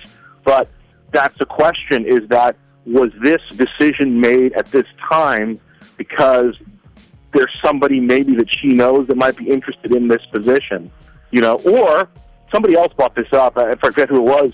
Maybe this is a situation where, hey, okay, Justin Bell, let's see what you can do. And if you can lead this team to 10 or 11 wins, we'll talk in April or May. Well, that's the thing. There's still a good chunk of the season left that it could be enough of a sample size to give Justin Bell some credibility in terms of being the full-time head coach and taking that interim tag off. Or like you said, Gazal, and that's kind of my personal philosophy. Again, I've never been a head coach. I've never been a general manager, not an AD. But if you're going to get rid of a coach, I would want to have someone out there that you already know that you want. Not just get rid of them and be like, okay, what do we do now? Kind of a thing. Nobody's going to say anything publicly, guys, but she's got to have 5 names. I mean, you don't make this, if you're an AD in a D1 school, you do not make this decision unless you have 5 names. Now, keep in mind, she's not a Dan Guerrero or a Lynn Swan where, everybody's going to be sniffing around looking for that job, okay? She made this decision because she knows there's somebody she's interested in that's potentially interested in this job. And that's me speculating, but that's just me reading the tea leaves, right? Like, why would you make the decision at this point otherwise? If you want to make a change, you run out the end of the season and then you change. Well, Gazal, how'd you get a couple days off? How'd you end up in back east? Don't you have a conference game coming up? Well, yeah, I'm back. We have the bye. CSUN's got the bye this week, so our first game is until Saturday. Oh, okay. So I will got be a couple back extra this days. Weekend. Yeah. So I'll be listening to you guys on the 3rd, and then I'll be home the next day, and then CSUN opens against Hawaii at home on January 6th. Oh, look at that. Well, Yeah, enjoy lucky your And time then off. since I got you on the phone, we'll see you guys on the 17th. So maybe I'll make an in-person appearance. I may bring a friend with me on that day.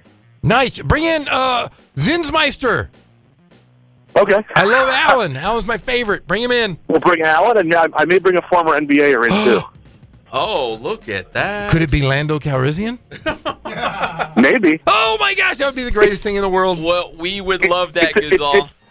It's a trap, Jeff. It's a trap. It's a trap. Gazal, you're the best, brother. Hey, enjoy some very well-earned days off, and then we'll see you guys back in action with Northridge.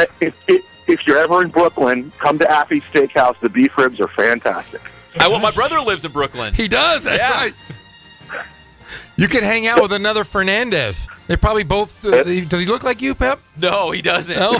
he's the white version. Because remember, I'm a Mexican Jew. You are a Mexican Jew. My brother looks more like a white guy, and I'm the Mexican guy.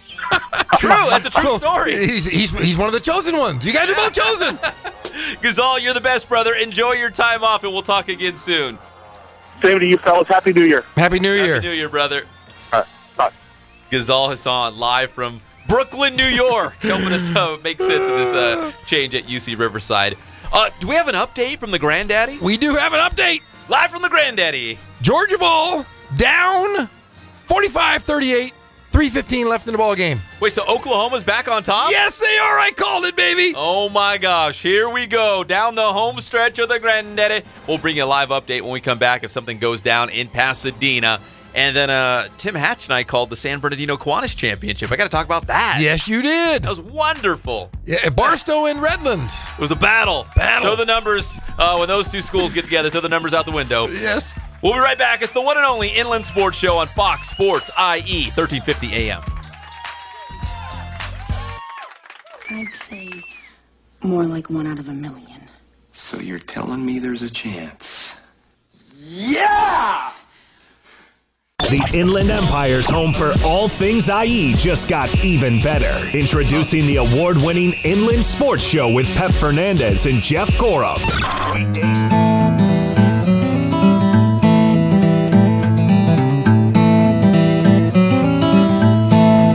We focus on the customer here.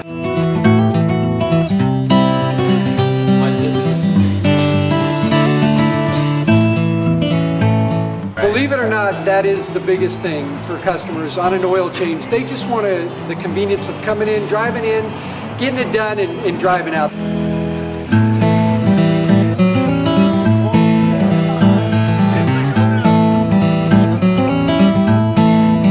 We just greet them, get them going, and they're done in about 10 minutes or so.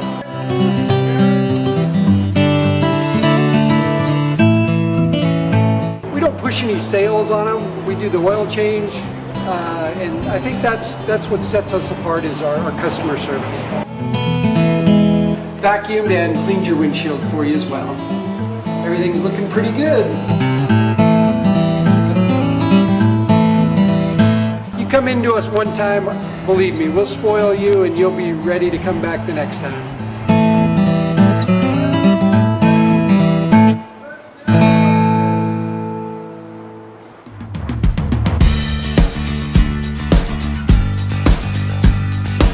We're small, family-owned, strive for quality pre-owned vehicles. We're not a volume dealer, and we take every deal as personal to us.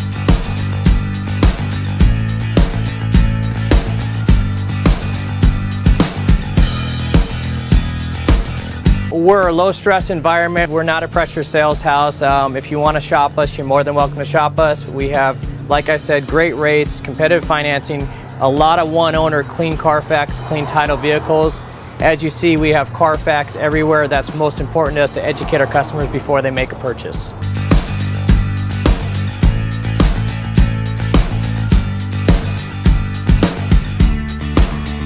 We're right off of Ontario, right off a couple exits off the 15 freeway, off Cajelco, off El Cerrito, and we're right on the main drag going into Dos Logos and the crossings.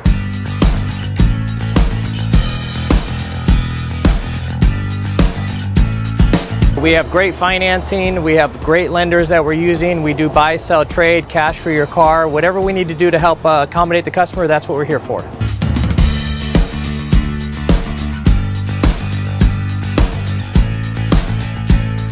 We have a little bit of everything. We start at about $69.95 and go all the way up to $100,000. We have Escalades, we have commuters, we have pickup trucks, we have Jeeps, sport utilities, and if we don't have it, our specialty is finding you exactly what you're looking for.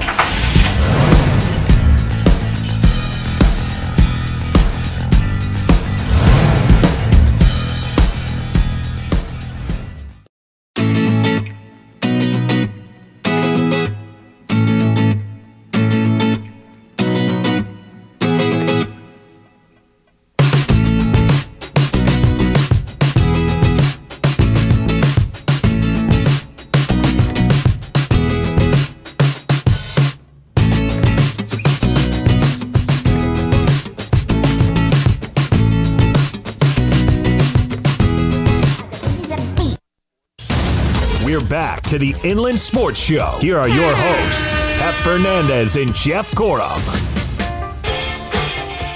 Welcome back to the Inland Sports Show on Fox Sports IE 1350 AM. I'm Pep Fernandez. That's Jeff Gorham. We're proudly brought to you by Spoiled, Quick, Quality, Oil Change, Ken Sporting Goods, Boost Performance Training, and Catalano Motors in Corona. We appreciate you joining us. I'm Pep Fernandez. That's Jeff Gorham, live every single day from 3 to 6 p.m. Jeff's losing his mind in the corner. Jeff, what are you doing? Georgia just scored with 55 seconds left in the ball game, and they just tied it up 45 apiece. Oh, my goodness. But Baker Mayfield got 55 seconds to score, baby. Just getting field goal range, right? That's all you need. Holy smokes. So this game potentially could go final. I know there's going to be some timeouts called, but this game could go final while we're still on the air in the next 10 minutes. That would be Jeff, awesome. Are you still on the pulse of Pasadena right now in the Granddaddy? I am on the pulse. All right, so if something goes down, just do what you were doing. Like you were doing some sort of like haka dance / I'm scared over here. There it is. You know what you look like? One of those guys. Yeah, the guys. The balloon guys. Is that your dance of seduction there? That's my dance of seduction. I want to go have talk. one at Catalano Motors where it's like the big inflatable guy with his arms are just going to side to side. That's it, baby. That's it. I go over to my wife and I do this, and she's like, "Wow, you are one sexy thumb." Wow. One sexy thumb. Yeah. One for the thumb. Well, the 33rd Annual Inland Empire All-Star Classic is coming up January 13th at Centennial High School. So not this Saturday, but next Saturday. Once again, it's going to have a UCLA versus USC theme with the colors and the uniforms. And we've got the great Matt Logan, head football coach at Centennial High School, guiding the Riverside County All-Stars, and Nick Matheny, the head coach at Summit, leading the San Bernardino squad. And Jeff, you saw on social media, we put it out there on Instagram. Holy and cow! Twitter. It took off like crazy. Man, there was people arguing, I want to be on the team. I want to be on the team. But I mean, get emails and private messages. So if I haven't hit you back, it's just because I'm not going to go through all of them. There's just, I mean, there was like over 100 within like a couple hours. Yeah, so. Yeah, ridiculous. But a lot of those guys that they were naming were deserving. But let's just say this, premise this, we have no say. We were just asking to know who should be in this game. True.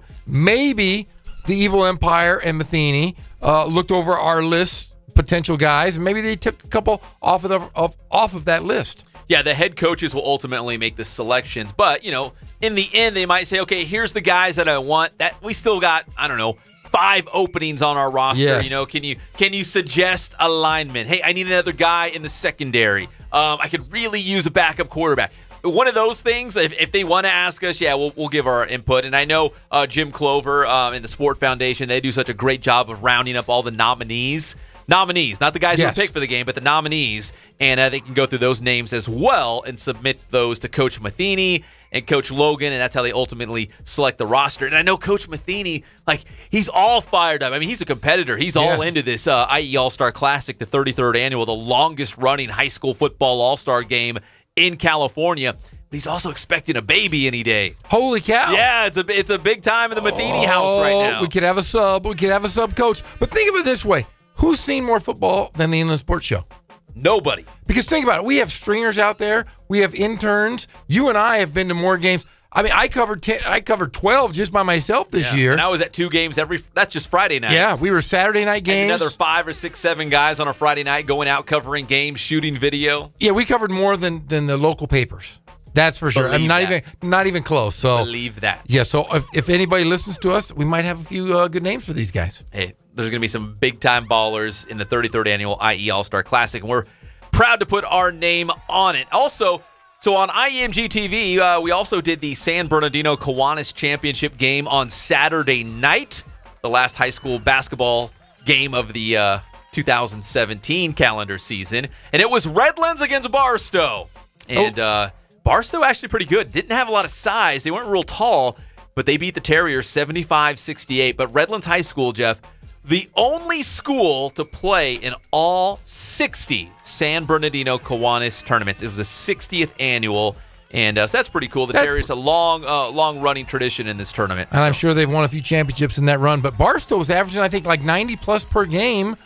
Something you can appreciate. I listened. I heard you guys did a great job. You and Tim Hatch, who looked a lot like Charlie Harper from 2.5 Men. Yeah, he had that kind of button-up style shirt. Bowling shirt. He hit me up. He texted me and said, what do I wear to something like this? And I said, listen, polo shirt, button-up, it's fine. You're only going to see us from the waist up, and the on-camera shot of us, the announcers, it's only going to be like a couple here and there. So, don't wear a full-on suit. No need for that. It's okay. Just polo, button up, you'll be good. And it was actually really hot inside the gym for whatever reason, so it was good. We didn't have like jackets on and all that whole thing. So, yeah, you guys did a great job. Tim Hatch even did a fantastic job. He did. Tim Hatch did a great job. Of course, he's an assistant basketball coach at La Sierra University, longtime local coach, and now budding broadcaster. He was interviewing Redlands head coach Ted Berry.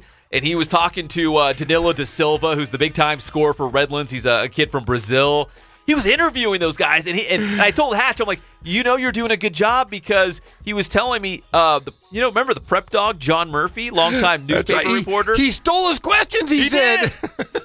Well, I saw the prep dog. It was good to run into the prep dog out there. Oh, that's funny. But Hatch, man, we had a great time calling the game. We shared a lot of laughs, and Jeff, I've never seen him laugh so hard as when he shares stories about you and you guys and your coaching adventures. Oh, hey, I'm telling you right now, if we had a couple hours, we could fill them with some of the goofy hijinks of when we were coaching at Riverside Community College, and over the years of just hanging out at camps. A lot of it's just incredibly weird. Like, we could do a movie. Involve bathrooms and stalls. Yeah, but yeah, I'm being honest. It's comic. I mean, there's things that you would never even imagine. You go, oh my gosh, I can't believe that happened. But yes, it all happens with Tim Hatch. If you are around Tim Hatch, you're in a bubble of just craziness, insanity. He even said that. He's like, I don't know why. He's like, when Jeff and I get together, oh my gosh, the craziest things happen. We can never go to Vegas. We've been banned from Vegas. We can't go to Santa Barbara. We've been banned in Santa Barbara. We've been banned virtually everywhere. That's why my wife doesn't want me hanging out with him anymore. He's a bad influence on me. First it was the Gorham Boys. The Gorham Boys. Now no, the Gorham Boys are nothing compared to Hatch and Gorham. If I told you those stories, seriously, I would be in big trouble. Very big trouble. Crawling on all fours at restaurants to sneak out. We had a major Division I coach with us in a restaurant, and we were doing some covert recruiting, and we were crawling on the restaurant floor to get out, right? To get out, because a couple other coaches came in, and we didn't want to be caught doing our hush, hush, whoosh, whoosh, hush, hush espionage. And yeah, we were crawling on the floor of a restaurant. All three of us. And this guy's a big-time coach. He was? He's a big-time name in college basketball, and he's crawling on the floor with us. Then Hatch was telling me another story where I think you guys were working at camp, and he had to like referee a late game, and then they gave him like the first shift, like 6 a.m. for something the next morning. Oh, yeah, we worked Snow Valley basketball camp, and he had to work the 11:30 game. Yes. And then we got up at 5 the next day, and he had to do a clinic stuff, and he was like rebounding basketballs, and I got to sleep in. He was so mad. He said he hated it. He said there was one night, he said he slept on the court. I don't know if you were there at that camp with him. I've been at every camp with Tim. Yes, Tim has slept on many courts. But Tim, no joke, Tim Hatch would referee a camp game and not blow the whistle one time on purpose. He wanted to get it finished, right? No, he would if I was his partner, we would have he go, I bet you $20 that you blow the whistle before I do. So I'm a betting man, so there would be an entire game. Balls would be going out of bounds. He wouldn't blow his whistle. we just wouldn't blow it. And so somebody walked away with 20 extra bucks, and no joke, we wouldn't blow our whistle one time. No fouls. The ball would go out of bounds. No, nothing. No, it was silent. Nice fast game. Yes. We like those. Well, it was a good time having Tim Hatch on our broadcast on IEMG TV. And congratulations to Barstow, your 2017 San Bernardino Kiwanis Tournament champions. 60 years in a row they've done that out there in San Bernardino. Being a good Redlands team. And Redlands is going to play Cajon this week. Ooh, that'll be a good one. Would you have an update? I do have an update. We got to make this quick. End of regulation. OT. Oh, my gosh. Here we go. The granddaddy of them all. Regulation not enough. We go to overtime. From the Rose Bowl. Oh, mama. Here come the Sooners. Hey, it's all brought to you by our good friends at Spoiled. Quick quality oil change. Great customer service. Low prices. In and out so quickly. We love you guys over there at Spoiled. Ken Sporting Goods. More than 40 years in the Inland Empire, supplying all your sporting gear needs and your Letterman's jackets. Everybody goes to Ken Sporting Goods. Everywhere I turn, University of Redlands football teams at the high school level. Ken Sporting Goods.